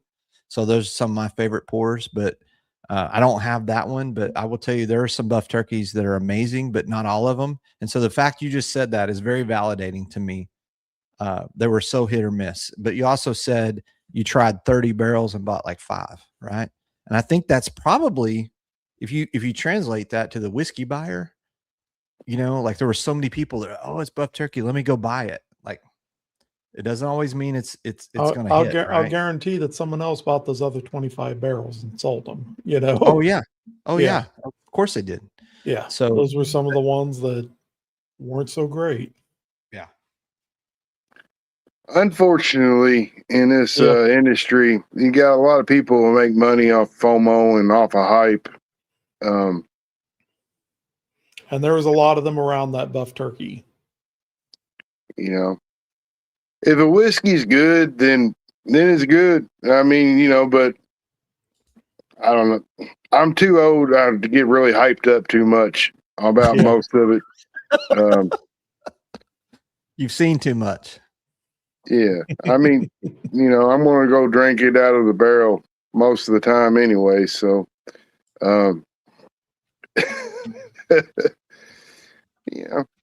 it's all good. Now, like I said, this buff turkey right here, this one was top notch. And there were some of those, life-changing whiskeys that you come across, but it's not that often, Yeah. Part of what I love about the whole buff turkey thing is just the story around it. It is something that will probably never happen again. You're never going to see some kind of wild turkey Sazerac collab probably ever again in our lifetime. No. Short of like one of their distilleries catching fire or something like that, it'll probably never happen again. Well, they've all built so much. They built their facilities up so much they'll never need each other again like that, right? Yeah. So, but yeah, I think Josh nailed it. Like, they're hit or miss, and when you get a hitter, though, they can hit. Yeah.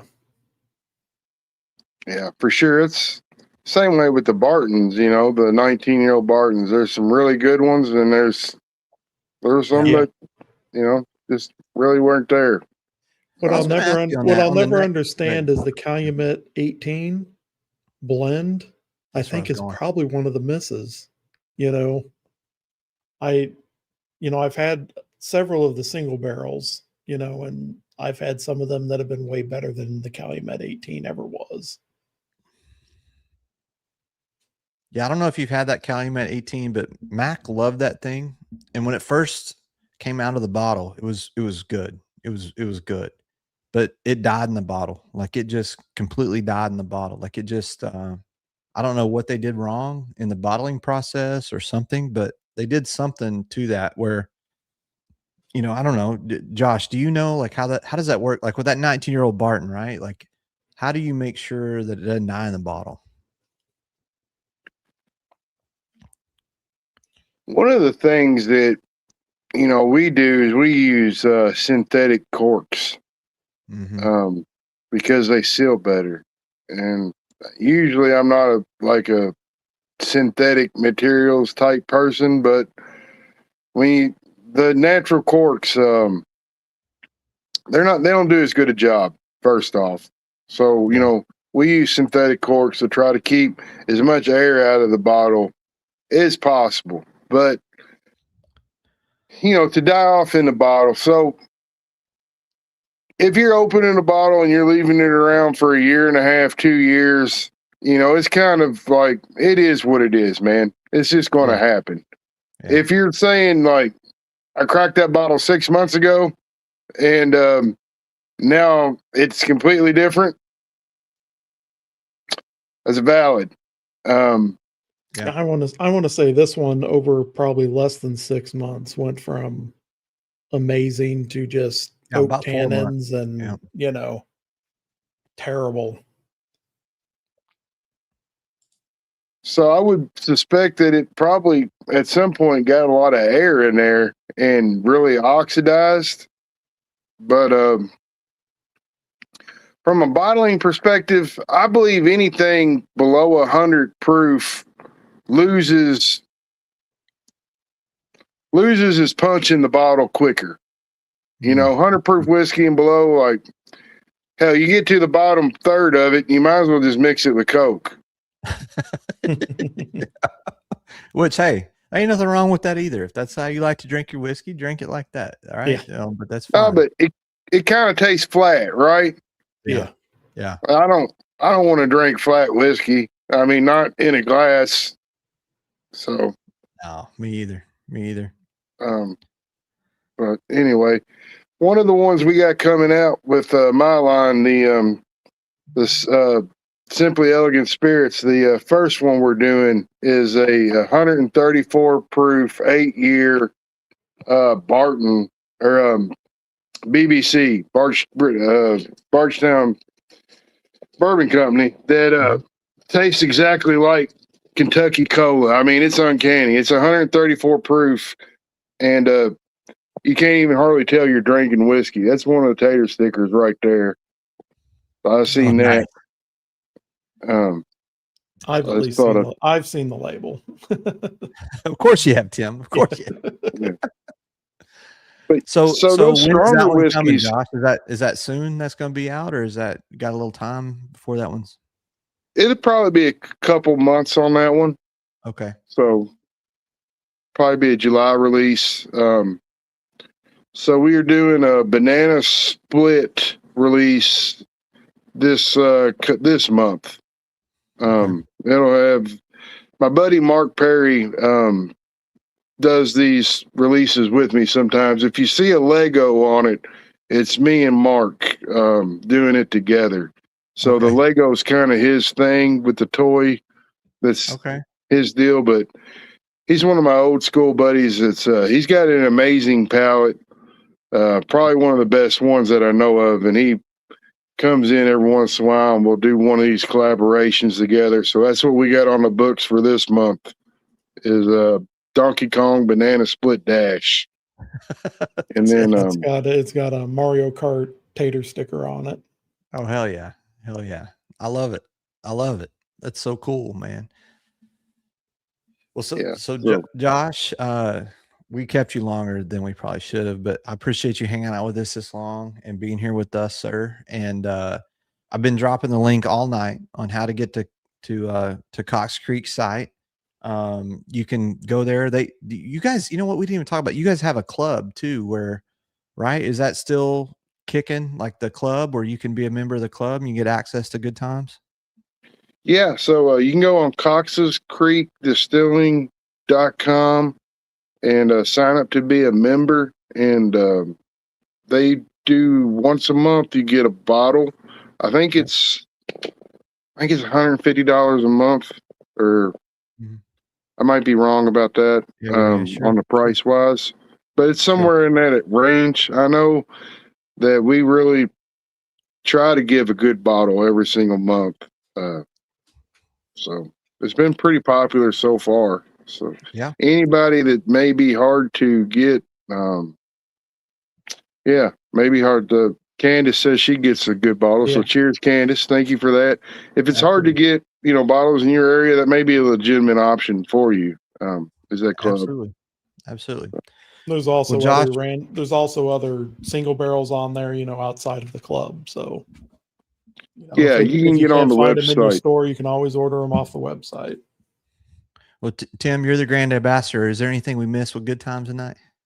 The only question I'd have is, I know you guys have sourced some Canadian ryes in particular. Do you have any blends that you've done where you've blended them back down to a bourbon-esque mash bill, kind of like a lot of kind of like what Found North is kind of doing, where you've taken like 100% Alberta rye, you've maybe taken I don't know if you've got any 100% corn, but maybe some light whiskey, and kind of blended them back down. So this is the only blend I've done with the Canadian. So we've only done 4 blends, but the Menage a Trois is a blend of a 10-year American light whiskey, 21-year Alberta rye, and a 10-year 95.5 MGP rye.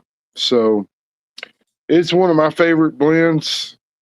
The light whiskey really plays interesting with the Canadian, Alberta rye, which, a lot of people give Canadian whiskey a bad names, but I got to tell you guys, if you can get them to do the shit as a single barrel, them Canadians, they make some good whiskey. They just like to blend it all together for some reason. So the brand that I've been a big fan of for Canadian is Found North. So they do a lot of, they're buying the 100% corn, 100% rye, and then blending it back in to a more closer to like a bourbon-esque, mash bill type thing. So you've got some 20-something-year-old rye, 20-year-old corns. Sometimes they're throwing a cognac finish on it, but I've been a pretty big fan of those. I've seen their bottles. They generally got Canadian geese on them, I believe, don't they? Yep, usually some kind of bird. Usually, a lot of bird love. Yeah, a lot of bird love. I've done Obtainium and Cat's Eye. I've gotten some good Canadian juice from those brands over the years. I think I may be wrong about the Cat's Eye. Yeah. But I know I've got some good ones from Obtainium. Yep. So Joe says he wish he got hey, Joe, the only place I think, correct me if I'm wrong, the only place that's gotten the sticker so far is the Bruzel Club. That's it. And it hadn't released yet. It hasn't so, even dropped yet. No, Joe, you haven't missed anything. Nothing yet. Like it hadn't even made it out. We're talking about future stuff. So you're good, Joe. Yeah. And I know it's not in their next drop. It might be in the one after that. So maybe we'll July time frame. We'll keep bothering TJ to get it. Get it in a drop. But so hey, I just got some marshmallow toast barrels in from ISC the other day. We're putting some whiskey in there. I'm seeing how much of a marshmallow note I can get from them. Because if it's a good marshmallow note, I want to throw it in a chocolate barrel and get a s'mores. Yeah. So. See, Josh, you speak our love language. You just speak our love language. I'm sure you had a s'mores or two over the last day or so. I did. My son went on his last ever scout camp out. He's getting close to Eagle, and so I was camping out with the scouts this weekend, and yeah, we do s'mores. Like s'mores is something we do well. So I could be a s'more connoisseur. The trick is substitute the Hershey bar for a Reese's peanut butter cup. Oh, now see, now you went next level. Yeah, that's where you need to go with that. Hey. If Josh is going to do a s'mores bottle, though, I'm in. Yeah. No question. So Josh, hey man, we're going to let you run. I appreciate you hanging out with us. we've got some giveaways and we're going to do some other stuff real quick. But Josh, thank you for doing this with us, man. Thanks for coming on. Thank you, gentlemen, for having me. Yeah. Anytime you want, just let me know. I'm happy to come back. Thank you, Josh. We appreciate you, sir. Thank you. All right. Have a good night, Josh. That was cool, Tim. That was awesome. Yeah. Like I said, dude knows his stuff, Yeah. I mean, I think here's the thing. It's like he's an extremely humble human being, which I appreciate to the end of the earth. But if you spend time with him and you start talking to him about, the whiskey, he just drops these little nuggets of knowledge that are just like, he knows his stuff. You're right. At some point we need to make another Good Times hangout happen. I know. And I saw Candace mention it in the chat, and I saw someone else mention it too. We need to it's just make that happen again. It's so fun, Tim. Like it's just pure fun. Like and I think the thing is and this is what I was alluding to earlier on, is that there are people. So I didn't say this earlier, and I should have, is that Mac and I, when we were first starting the channel, and we did that Good Times video, right, where we were there hanging out all day. We had people approach us and they said, man, if you ever want people to take you serious in the whiskey community, you shouldn't even talk about good times. And I said, well, that's good. I was going to say, I didn't know you wanted people to take you seriously. So no, we're like, worked well, out perfect. I guess that's good because we're going to talk about good times. Yeah. I just think, look, It's going to be one of the main slogans of the channel, I know. Like, and so we literally like to have fun and don't take it too seriously, y'all. Like, just don't. Like, Good Times is not trying to be the next Heaven Hill. They're not trying to be, you said it, Tim, Yeah. They're having fun with whiskey, and what they do is that. I just think people, believe me, blending that stuff and finishing like that is not as easy as it sounds. Oh, hell no. It is not an easy thing to do. No. Definitely not. But look, if you don't like Good Times, that's fine. That's fine. There's a million other brands for you to like. We can all get along. We can still have fun. We can still talk about different whiskeys. We can still nerd out. But I just think that advice, it still cracks me up to this day, because I'm like, well, I never wanted to be, look, no, but anyway. You never wanted to be the next Whiskey Tribe or something like that, and do serious reviews of stuff, No. Hey, also, I need to mention something real quick. I got a text from Marty, and I added it to the giveaways. We got another giveaway. Marty is doing, I'm just going to read it to y'all so I don't screw it up. 2 sample packs of single malt samples, the Virginia Distillery cigar, and a Weldon Mills all malt. So hey, single malt lovers, we've got 2 different ones from Marty coming tonight. So we just added some. We got 3 different bottles. We got the Good Times Thin Mint. We've got the Neapolitan. We've got the pecan pie rye, that the pick that we did while we were there. And then we've got 2 sample packs. What the hell? What's going on? Is Jose beating you up over there? Wait, is there a show tonight? Jose Cuervo, what are we doing over here? Hey, did you run out of your whiskey? I did, actually. I think you ran out of that the first night. I did. So anyway, hey, I'm sorry to interrupt, but you're not interrupting. Please, this does have Ann Mac on the channel. I mean, you're welcome here. It doesn't say Hack and Tim on there. I know, I'm a little jealous. I'm trying to keep it might after tonight, but I know Tim's gonna take my job, which I get, but it was awesome. Great to see Josh. I got to I was in here the last little bit. Also, Bruzel jumps in here. Tim's in here. Bruzel was in here for a long time. TJ hung out with us for quite a while. Anyway, well, this is what happens when I'm not here. So awesome. There's quite a few calls in here for a Good Times hangout sometime. I know, man. That's so great. Josh was awesome. I mean, thanks for asking that question too about the beam and the like the Bardstown. It was so cool to hear him answering that too, where you could tell he was happy about that. He said it. He's like, he's happy about that, right? Yeah. Like, that's so awesome. Wow. Anyway, I didn't mean to interrupt. I know Hack. Also, Tim, did Hack have a lot of announcements? He did. Okay. How did you he also tiptoed around the running the booth thing. Oh, tiptoed around that. Yeah. Oh, we didn't even get to that. Yeah. No. Look, I get a lot of hell for that, but I worked my ass off, guys. Like, I was sweating. That's just because it was hot out. Look, I'm sweating in the booth, and Mac is walking around sweating. Like, he had sweat on his back. He was like, it was a hot day. It was hot. And I just, you could have just been standing somewhere and been sweating. I know, right? Swamp Ass was a thing that night. Yeah. I mean, Hack did a lot of hard work for the Good Times tent that day, right, Tim? Absolutely. So, yeah. Wow. Did you have a good trip? How are things going down there? Things are good. This, just packing up, coming back tomorrow. It's like the last day. It's just so nice. It's like you finally get relaxed, and then you gotta leave, right? Did you go into town and pick up some tequila? I did. I stayed in the compound here. Also, this is what I'm working with. This was in the I got this. This is in the room. Tell me what you think. We're gonna review the room.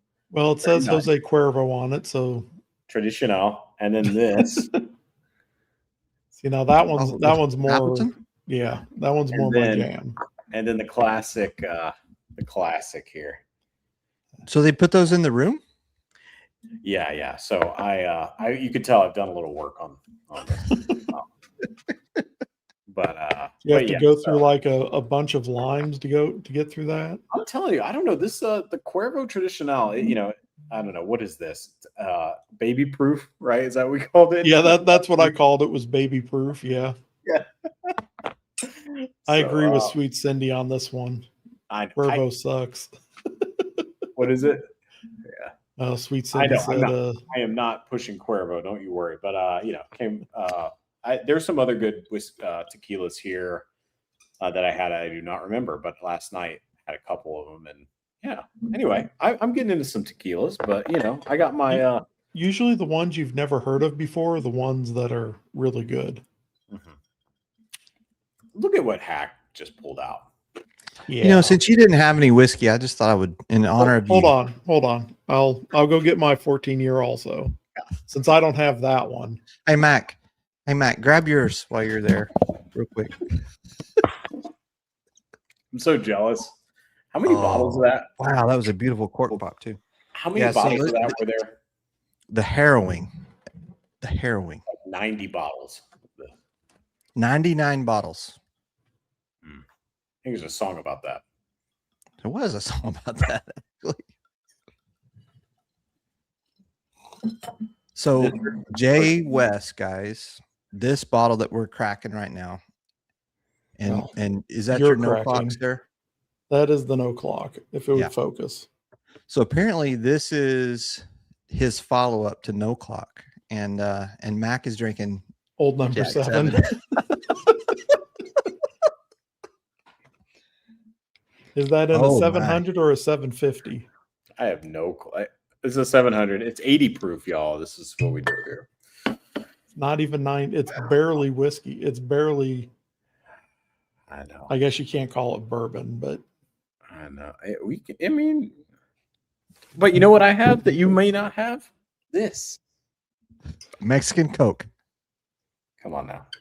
I have some in there, but man, all right. So, all right. So wait, Tim, you have, which one do you have, Tim? This one's no clock. Yeah, no clock, which is one of my favorite bottles. It is probably my favorite bottle on the bar.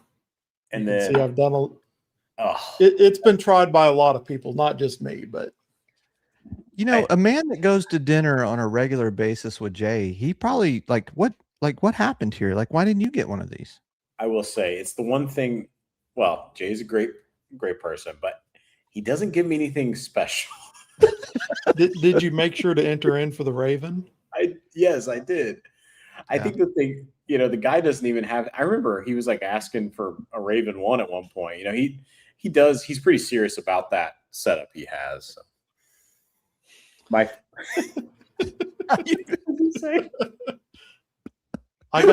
got asked if I had some quilted attire I could wear. Yeah. You know, whenever I have to fill in, you know, if I had some Tim, quilted attire, I'm sending some your way next time. I was told I need some like short sleeve quilted attire though. Yeah, some summer. Do you have summer quilted attire? Oh, I'm gonna do some cutoff sleeves, some cutoff short. Yeah. You're gonna need to go to like buy. I was watching a video on YouTube and they showed some of the Jack Daniels vests that were quilted. Yeah. You're gonna have to sport one of them. Oh my gosh, yeah. They were although they were in the Squire thing, so you might have to get Candace to hook you up. I love it. Well, okay, so this is the sister barrel hack of no clock. Is that what I'm hearing? Okay. Yeah. Yeah. What's the proof difference? Is same, like what is the proof? This is 123. What's no clock, Tim? 121.4. Oh God. I'm so jealous. I'm so jealous.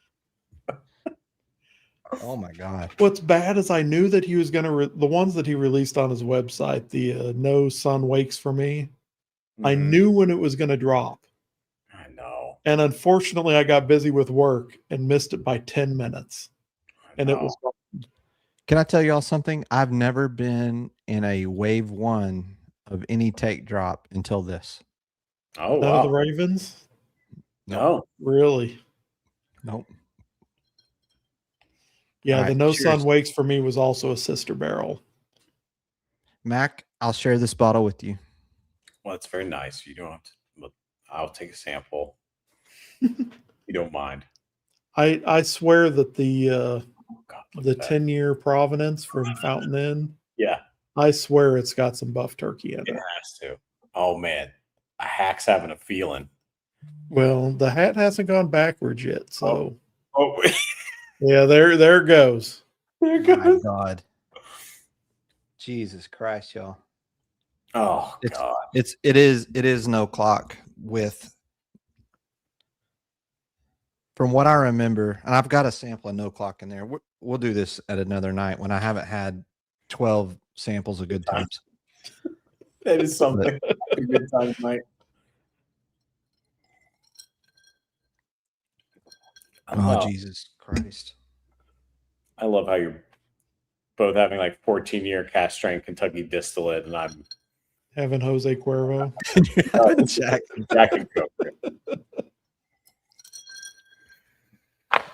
Oh, it's everything that no clock is and a little richer is what I remember. I'm gonna need a sample to do a side by side on that. I mean, can you? Yeah. Okay. Yeah. I mean, that was special. No clock. It really, yeah. No Yeah, Clock and- is probably literally one of my favorite pours of last year. Oh, Yeah. I think this one has a tobacco note that I didn't get in no clock, Wow. which I like. I like a tobacco note, and I get it on this. But it is that like honeysuckle, dark ass cherry, rich like pomegranate syrup, like all that stuff. You got a Prov 14 you can compare it to? Yeah, I got one right I here. know tonight's maybe not the night to compare them. No, but I'll do it though. It's all right. Do it. This is what we do here. This is what we do. I've got it back there also, but I'm not getting up to get it. So I am cracking the new 80 proof Jack Daniels. Look at this color. I'll also say that, I've got that shelf back there, the one that's just over my head. How ridiculous does that Eagle Rare bottle, the 175? It is just retardedly Wait, which one? big. Oh, The one that's like I had no clue. the one that's right there. That's huge. Yeah, sitting next to a bunch of Reveries up there. It's the only shelf that it fit on. I love that. Okay, it looks like all the other bottles are small. Yeah. Robert said Tim could help us with merch. Hey, listen, Mac is all over that. You got it. I got it rolling. He's been working on some Absolutely. different Mexican vendors down there. He's doing work while he's down there. We could have a Hack and Mac Serape. I don't coming know. soon. I know what You that didn't is. you didn't even pull up my tater sticker while we were talking to Josh. I forgot. I did. Damn it. Well, I even had you it send kind it of to got me. weird when Bruzel was in the chat. I don't think he's in there anymore, but No, he meant it kind of got weird. at I that didn't feel point. weird. It just felt. Bruzel Yeah. leaves when I get on, or maybe he just wanted to be here for Josh and Tim. I think he responded to you at least once. I'm kidding. No, it was awesome that he jumped in. Yeah. I have to say, man, this is. I mean, I might have posted a link over on his Discord too, but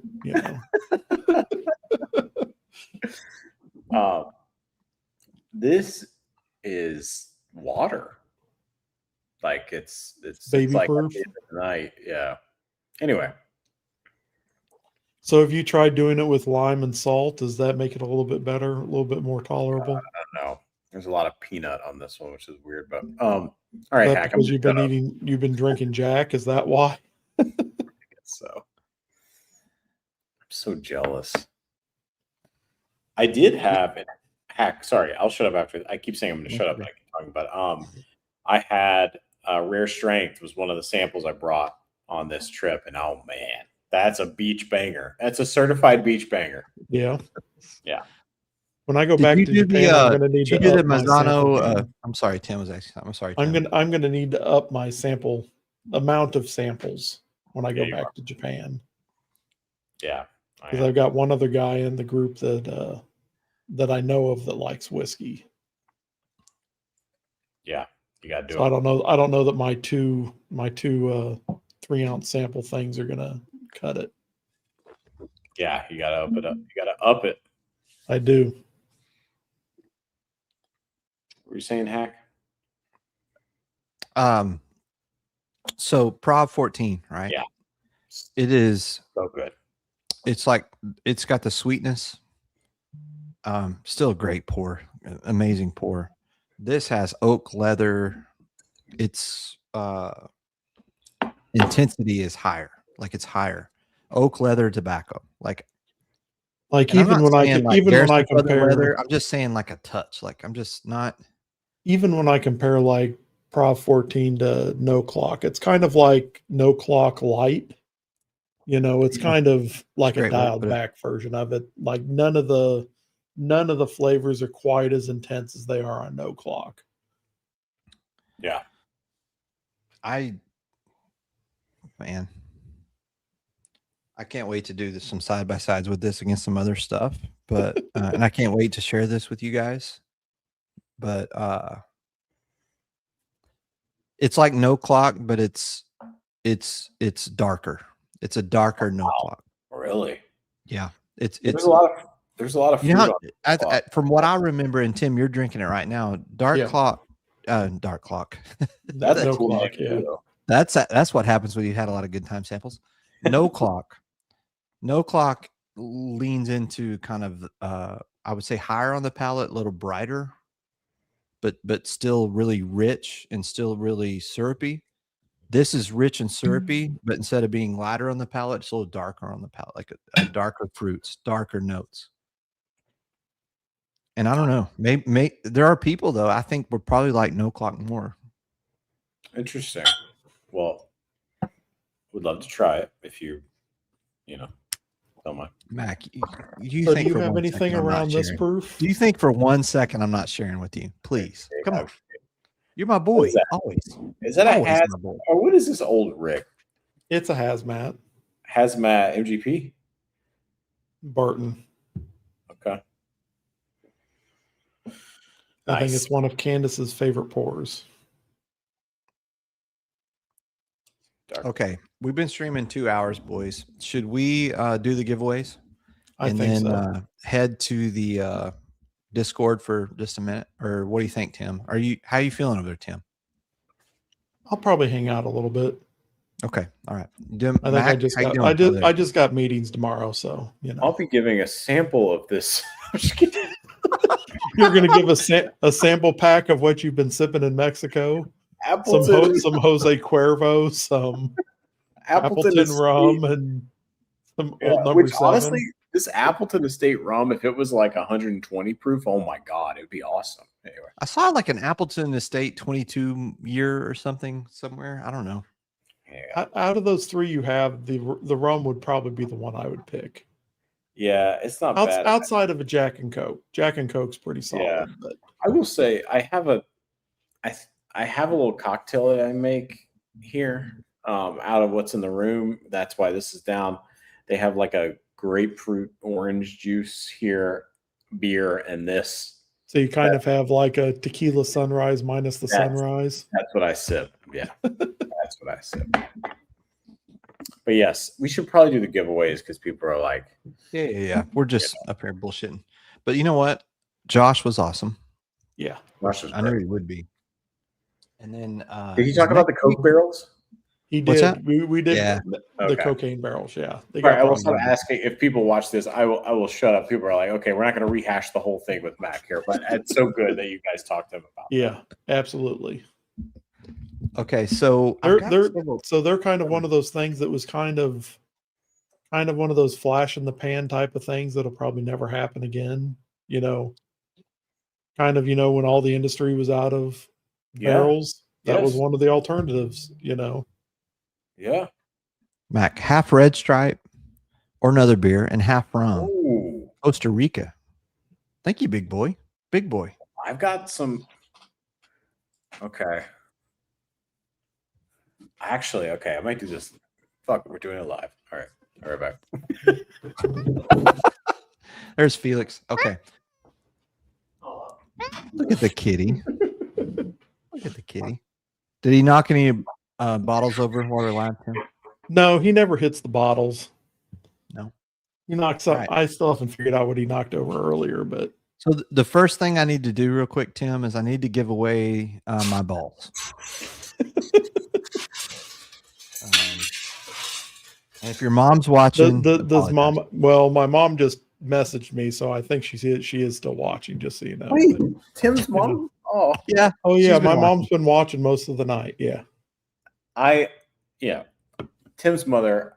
You have wonderful sons and big fan of his. So Bradley Booper, that is a 17-pound cat.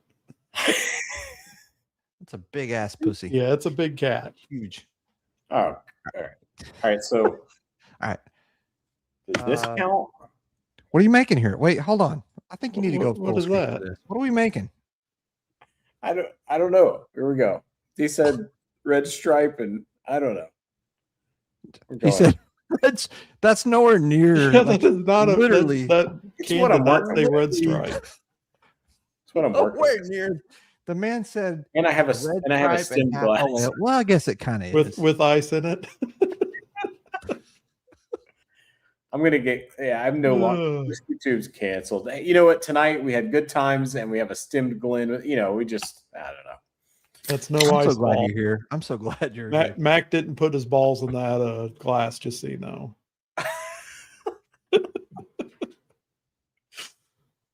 I am on another level. Start with 30% rum first, then tweak it. My man was probably going to do 70% rum. I was just going to tell you. It was probably just going to be a splash. Let's be honest. Where was JG? JG was not here, Marty. You're 100% right. When I think of red stripe, I go with soul. Not in Jamaica.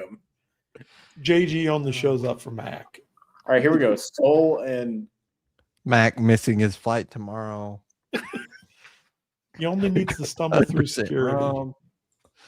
Oh, Jesus. Okay, I got to spin a wheel or we'll never get off here. Okay. Where is it at? Oh, I don't even have it shared. Hold on. Are you selling your balls Mac, first? Give us a review. It's not great. It's not great, y'all. You can't hide that face. It's not great. It tastes like.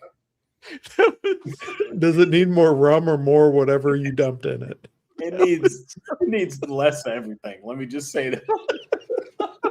It tastes like I licked like a rusty like a spout, like a gutter. Like you were outside as a kid and you were drinking out of this old nasty like hand pump thing. I've you know what, growing up in the country in Tennessee, drank out a lot of spouts and hoses. That would be a welcome. That would be the champagne version of what I just drank. So Candace says the parrot is ready for 4 more pours.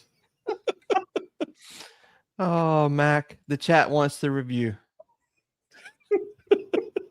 What kind of tasty notes do you get on that? A little bit of caramel on it. How about some oak? Caramel and oak. It's maybe some oak. I don't know. All right, we're gonna move this one to the back. Yeah. And I'm gonna go with the old classic. Old number 7 and Coke.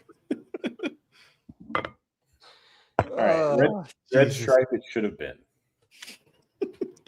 Maybe if you'd actually made it to the recipe, it might have helped. No. I mean, who knows? Whatever. I just love that there's still 56 people watching this. Yeah. And hey guys, Troop Texas, May 30th.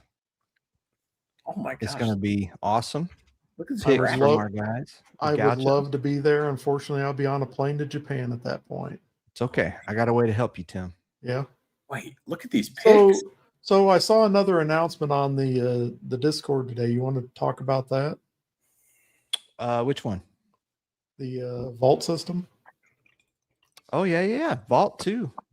Wait. Hey, if you're a member, you can get access to the vault. We've got some cool stuff. I've got Elmer T. Lee. I've got, what else I put in there, Tim? I remember. There was an Elmer T. Lee. There was, let me pull it up real quick. What about those so not to, because the vault's awesome. But so we've got an Elmer T. Lee, a Blanton's Gold barrel pick. Specs, yeah. Yep.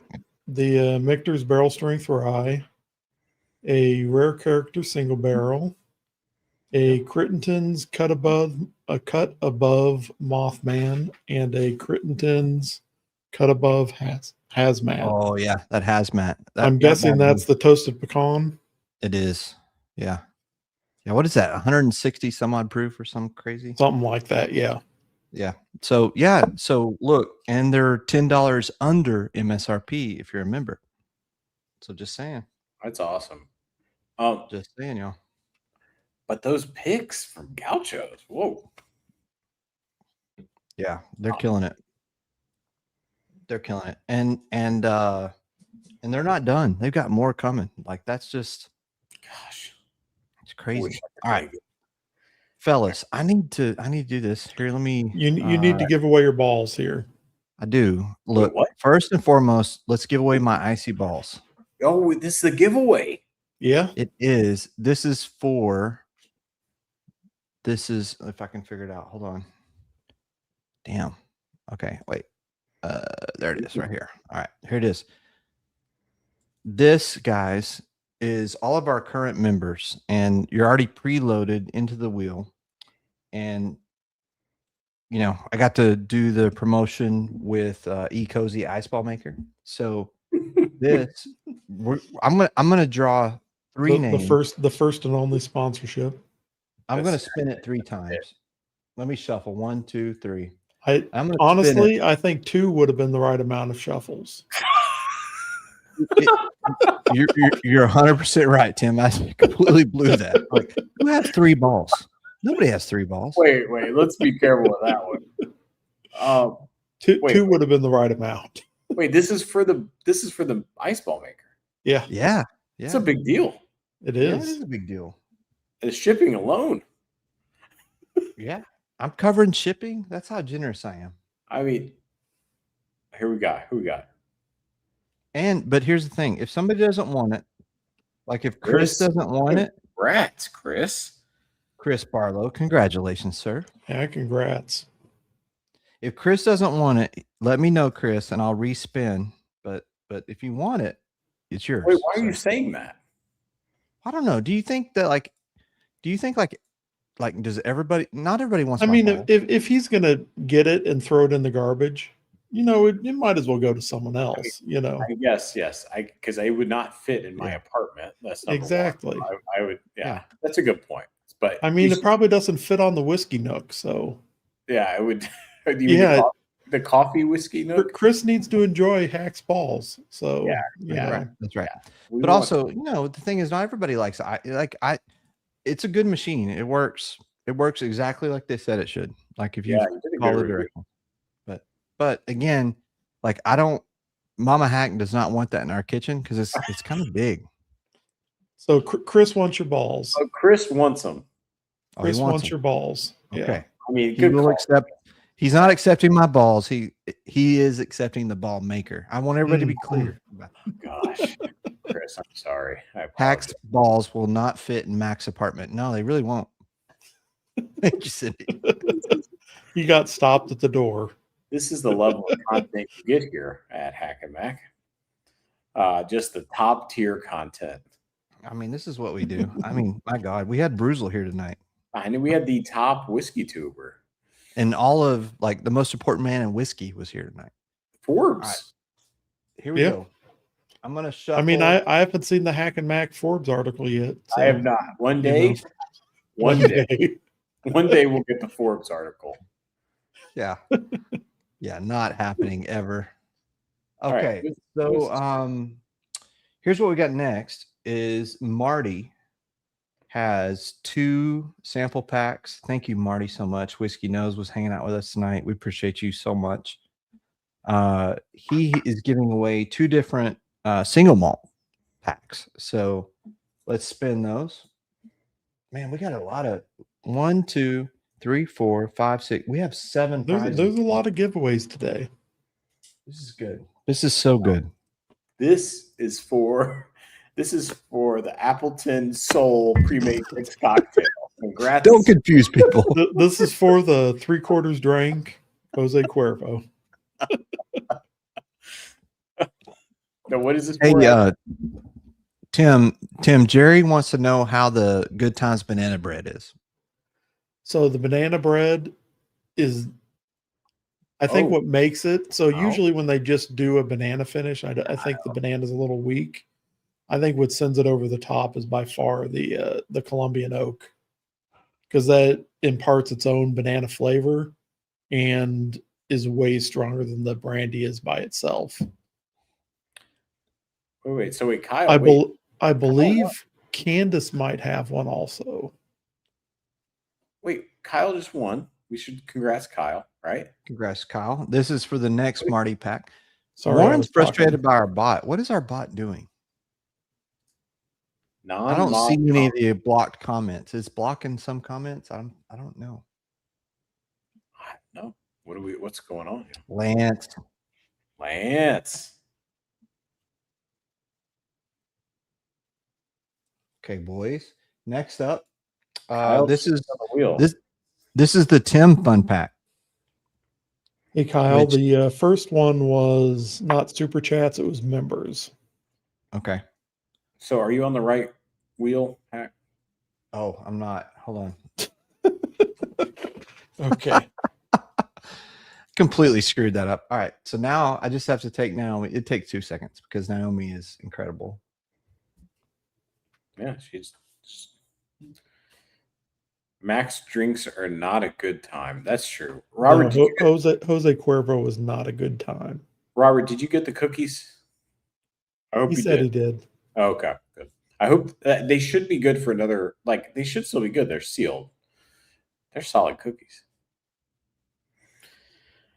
Oh man, it is. So, I killed the Star Hill Farm here in Mexico in the sample, and man, that is a. I'm gonna need to start trying to get one of the new ones. I know. I think it. I saw media samples just went out, so I know it's got to be all these fancy whiskey tours with their media samples have them. Yeah. I have bad news. What's that? I don't know. The Naomi wheel, it crashed. It does not, like, none of my list is there. We need tech support. We need tech support on that. Here's what I'm gonna do. I'm gonna go offline for a minute. I'll load them because I know how to do it. We need to carry it for 10 minutes. Tim, I think we can do it. I think we can. Okay. All right. So I'll be back. Back. Wow. So you fly back from Mexico tomorrow? Yes, tomorrow. Yeah, tomorrow morning. This is the plan, Tim. We're going to take over. So do you need to be back at work on Tuesday, or? I mean, we'll be working tomorrow, but from the plane. That's unfortunate. But you know what? I had a great time here. Cancun, it's fun, beautiful. But man, you know when you travel and you don't have the whiskey, you can have all the best. Like I had great fish tacos and all that. Yeah, I understand. Like even when we went to Bardstown, it's like it's not my bar. It's huh? But I mean, yeah, I know. I don't mean Bardstown Bourbon, because Bardstown Bourbon they had an amazing bar. Yes. But most of the bars we went to, it's like my bar at home is better. But you're right. I don't have the hazmat, WLW on my list or any of those other pours they had, but like Candace, yeah. But it's so wait, what's happening? Where did my guy go? Tim just disappeared. He is not. I did not remove him. I think this is Hack's way of just. Anyway, you know what? I didn't do that. Okay, well I can handle it. You keep doing you. Where did I think Tim may have? Oh, Tim may have actually had a Wi-Fi issue. So I'm going to review. Oh, wait, there we go. I'm going to add Tim back to the stage. Sorry, What happened there? And I don't know what I pressed. So yeah, but I think your point was that it's like you travel wherever you don't have the selection. But I did bring Star Hill Farm. I brought the like aged in ore, Michter's Barrel Strength Rye. Yeah. And Rare Strength. And then I brought the Michter's 10 Bourbon. I did not, because I keep drinking that thing way too much. But Hack got me a sample of Maisano's 15-year Knob Creek. I might go and see him on Tuesday. Who? He's going to be at my local liquor store on Tuesday. You gotta go say hey to Jonathan. Yeah. Somehow, Hack, he's like, somehow he just like knows everyone. And anyway, he already told me to say hi to him for him. So of course. And Hack, he'll go to LA and have like the biggest like work trip of his life, and he's still buying a case of stuff for people, which is why Hack is awesome. We love Hack. And I think somehow like he found something for Jonathan that Jonathan had been looking for. Really? And anyway, I got to taste an old Maisano single barrel Knob Creek, which is so good. Anyway, back in the day, so that was the highlight. But I think this is a good question, and I think we started this when Hack and I first started this stream, which was we already had our year, but over the summer, right? It's like when you're on the beach or if it's hot. Tim, for you, like if it's hot, does it change what you pour? Yeah. So I wouldn't be reaching for something like the Snow Clock. That is not that is not a hot weather pour. So like, what are you doing lower proof? Are you doing weeder? Are you doing like I'll say I'm reaching for something that's a little bit lighter, something that's not oaky, something that's not lower proof would help. I don't know that that's a must, but yeah, I'm with you. Do you some of the honey like a Kentucky Nectar might be nice. Yeah, like a honey I like that. I found myself reaching for ryes, like lower, like sometimes. For me, ryes are more of like a fall winter type thing. Well, just because of the notes that they remind me of. You think of rye and like my mind goes to like apple pie and stuff like that, and that's kind of a fall type thing. I reach for lighter stuff. My favorite easy sipper is Rye 3. That's a good point. So like, I've got an RY3 rum finish on the bar. What finish? Yeah, maybe you reach for finish stuff. Yeah, I would say finishes are usually a good thing for the summer. I mean, even some of these good times would be, not necessarily the chocolate ones, but some of the, coconut rum, pineapple, like that Miami Vice would be a good one. No, I don't think I'd reach for any of these hazmats, but Star Hill was Star Hill would be an awesome one. And fortunately, I've only had a sample of that one from you, but I just got to do the Venmo and I'm ready. All right, so, you're good. We're rolling on summer, like when it gets warmer. Pours, yeah. Rum finish would be a good one as long as the base whiskey's maybe not over oaked. I would say in the summers mostly it's not oak. Buffalo, like I see down there, Buffalo Trace would be a good one. Yeah, there we go. I like it. Eagle Rare would be a good one. The Good Time Sweet Kitty, that'd be another good one. Oh yeah, Pursuit Sakura. I know. I didn't get to have that one, but I didn't make it down there the day that it dropped. Hey, cheers, Diggy Don 1. Welcome. Eagle Rare. Yeah. I mean, like, Yeah. do you find yourself, Tim, like maybe when it's hot, you pull those like shelfers out that you love, like back, like kind of like the Yeah, old something that I classic. don't mind. Something I don't mind sitting there. If I kill the bottle, it doesn't matter. Exactly. Yeah. Yeah, that's a good point. Yeah. Yeah. I think Candace wants you to adopt her parrot.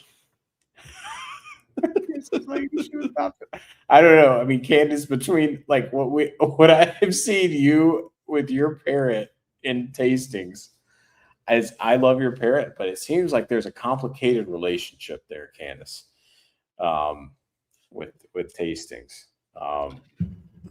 You do cocktails, Tim? Not as much anymore. I used to. So one of my favorite go-tos recently was, like a blackberry finish and lemonade is just amazing. Yeah. So wait, sorry, Tim. So everyone talks about these. What's the Penelope, right? The Penelope, like those like pre-made, like the old-fashioned ones. Yeah, where it's like the old-fashioned, the walnut one. There's like there's a peach. There is an apple. Yeah. And they're a great price. And I try to, I'm like, the only way I'm going to drink this if I've got like a hazmat whiskey I can pour into it with like. See, what's bad is you're not supposed to be adding more whiskey to it. That's the bad thing. That's probably anyway. All right, I'll shut up. All right, Hack. We were just talking about pours that you reach for in the summer, which is going to be a future segment of ours. Yeah. Anyway, it's a good combo. Yeah, it's funny, it's funny that we considered our Southern Collected the Navidad such a winter style pour. Yeah. But do you remember when Dusty, when he was going through it, he was like, "This is a great," because it had that effervescent like kind of thing on that rye. I think like that La Hermana de Navidad, like it is.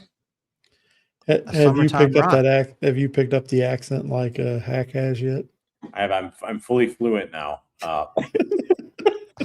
Okay. Oh man. Oh wait, here we go. Steve Paul. We got Makers and ginger beer. Oh wow, yeah. I would say that more mixed drinks is more of a summer thing for me. I don't really do mixed drinks in the winter. Don't really gravitate towards them in the fall, but something in the summer to, I don't know, just brighten them up or something. I'm gonna be honest. I'm like, we have a pool in our backyard, and if I'm out there hanging out, I'm not drinking whiskey neat. Right. I'm not. But like, I'm sipping on different mixers, or floating in like my Friday afternoons when it gets warm enough out there. Like, clock out of work, go float, have some drinks. Like, it's the best ever. Like my fat ass in a float. It's great. Yeah, like I said, some whiskey and some lemonade. Yeah. Oh, you know what's good with lemonade is Garrison Brothers, and I know. Yeah. Sorry. Garrison's Brothers and lemonade works really well. Promise. So this might be controversial in Texas, but that might be the only good use for Garrison. No, I don't think that's controversial. I was about to say, Hack just said that. Hack just said that for his Texas delegation. I got the wheel ready, boys. Let me load. All right, let's do it. Put us out of our misery here with my misery with my limited selection here. No, thank you guys for filling in there. Sorry. I don't know. I promise it's not Naomi. It's some kind of user error that I did. 100%. Oh, it's like the wheel didn't. Yeah, we'll have to talk to the producer. The producer will have to train me again. But like I said, Hack will need some tech support. That's it. All right, so we are going to start with Tim's fun sample packs, and I know like people. I've got two of them. I'm not going to redo Marty's. That's fine. Our members want extra. Sorry. The fun packs is where we're going to start. Tim has two different ones. Tim, how many times do you want me to shuffle? Well, let's go 2 in celebration of your balls. Thank you. My balls appreciate it. Fun pack from Good Times. Dear Lord. Tim's got some stuff that not everybody has. Yeah, this is gonna be awesome. Whoever wins this, I'm so excited about this one. Grapefruit juice and Malort. I don't know that I've honestly ever had Malort. You It's know, okay. I know I'm not that far from Chicago, but Don't do it. Don't do it. Jay Will. Yes, sir. Jay Will, you win the first Jay sample Will. pack from my guy Tim. I got his address. I'll get it to you, Tim. okay. How many times do we shuffle now, Tim? Oh, let's go 4 this time. All right. This is for the second sample pack from Tim. Josh was thing about Josh is I love it when he starts talking nerdy about all the different finish stuff he does, but he's so humble. It's kind of hard to like. I felt like it was harder to get that out of him, right? Like If you go to Good Times and after you've been through some barrels, and he'll go through barrels with you too. Get him out into the parking lot. There's some good conversations that can be had. for sure. Brad Cook. Brad Cook. Cheers, buddy. It's gonna be good. You need to send him that Bell Mead, Tim. I'll do that. All right. All right. So next up, this is for a full bottle of Tim's chocolate. You know what? Wait, It's this late. is Should I- You can throw up my tater sticker now. Can I? what? Is that okay? You can, yeah. All right. Hold on. I just take 2 seconds. This is Wait. this- What is it's this? really important that everyone needs to see this because this is the sticker that really should have been used. This is what like, should have been on the Wait, bottle. is this the Thin Mint? Yeah. Yeah. This is the sticker that should have been yeah, on the bottle. this is what we should have used. Like it really is. Like I don't know, like look, we had to hey Tim, did you like how we fought to get our right? Apparently you say balls enough it blocks you. We got to figure out our. It doesn't like it when you say things are retarded either. These are I completely get where Warren's coming from. Well, my thing is that like we had to fight. We fought appropriately so to get this right here, guys, which is look, this should have been the tater sticker. It 100% should have been. It's so good. That should have been the tater sticker 100% on the Bruzel bottle, right? Like, which we can't. We're not in charge of that. I will say though, they're giving away a full bottle of this. Yeah. So, I mean, do people know? Like, this is the GOAT. So this is I believe it's a 10-year. So wait, Yeah, before it's a 10-year rye. Yeah. And anyway, he probably already talked about this hack and Tim, but right, like this was the one where I'm like, okay, he just spun it, but you know what? Great. And it's 95. No, you can talk about it spins. That's where the keep talking. It comes from the whiskey, right? There's no fake mint stuff. Yeah, there's no mint finish to it. The mint is 100% from the whiskey. So he found a rye that was mint forward, one of a finished it kind, with chocolate, and like it nails it though. It's so good, so good. Is that going to Candace? Is it? Is it? It is. Candace is the winner. Oh. Congratulations, Candace. Appropriate on Mother's Day, and she's also a grandmother now. All right, next up is the Neapolitan Boys. This is the chocolate, strawberry, vanilla. Wow. I remember you were blown away by this one when we went to the distillery, Matt. Well, so I've had a bottle of this for a while. And this is like, it delights whiskey enthusiasts. And at the same time, for those who aren't big whiskey fans, they try this and they're like, whoa. Which one is it? Full bottle, Neapolitan. This is for the Neapolitan. So I've got Steve Paul. This one at the moment. Back on that winning streak. He's been off of the winning streak for a while. And he's back on. Wait, by off, do you mean 1 week?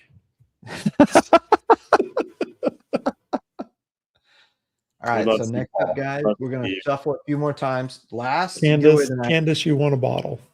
Yep, you won the Candace, the chocolate thin mint. Thin mint. Last giveaway of the night is the pecan pie rye, finished in a stag barrel. This is the one that we did when we were in person. A pick there. The one that I was when I was there? You were, sir. Okay. This is the one that's Amberana finished for 15 minutes. I love that. It's about the only Amberana I'll like. So this is the last giveaway of the night, guys. It's been a good night. I'm sorry, Miss Josh, but actually it was probably best because I think Tim's much better to talk to Josh than me, which was awesome. I caught the end. That was a great interview, y'all. Is Candace isn't going to win again, is she? No, she is. She is 2 times. Oh my gosh! Congrats, Candace. Candace back to her winning ways. She's going to head from here straight to duck races. That's incredible. Allegedly, yeah. Congratulations, Candace. Thank you, everybody. Mac, you come home tomorrow? I'm back in the States tomorrow. All right. Safe travels, my friend. Cheers, everybody. Whiskey should be fun. It's been a fun night. Thank you, Tim. Yep. For doing this with us, man. Appreciate you, sir. Yep. Cheers, guys. All right.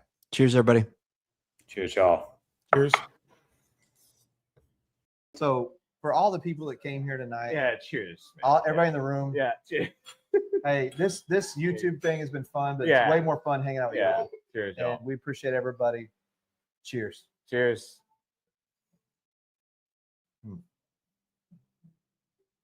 Oh, damn, that's good. Oh, the rye is so good. Damn, that's good. Oh, cheers, y'all. Cheers, one more y'all. pour.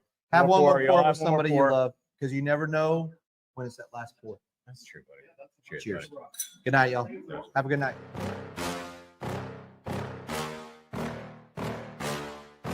Yeah. Please tell me that I can't, that I won't, that I fail, that I'll never make it out, yeah. Please tell me all the bad, never good, fill my head full of every single doubt, yeah. Please say any negative thoughts, I promise.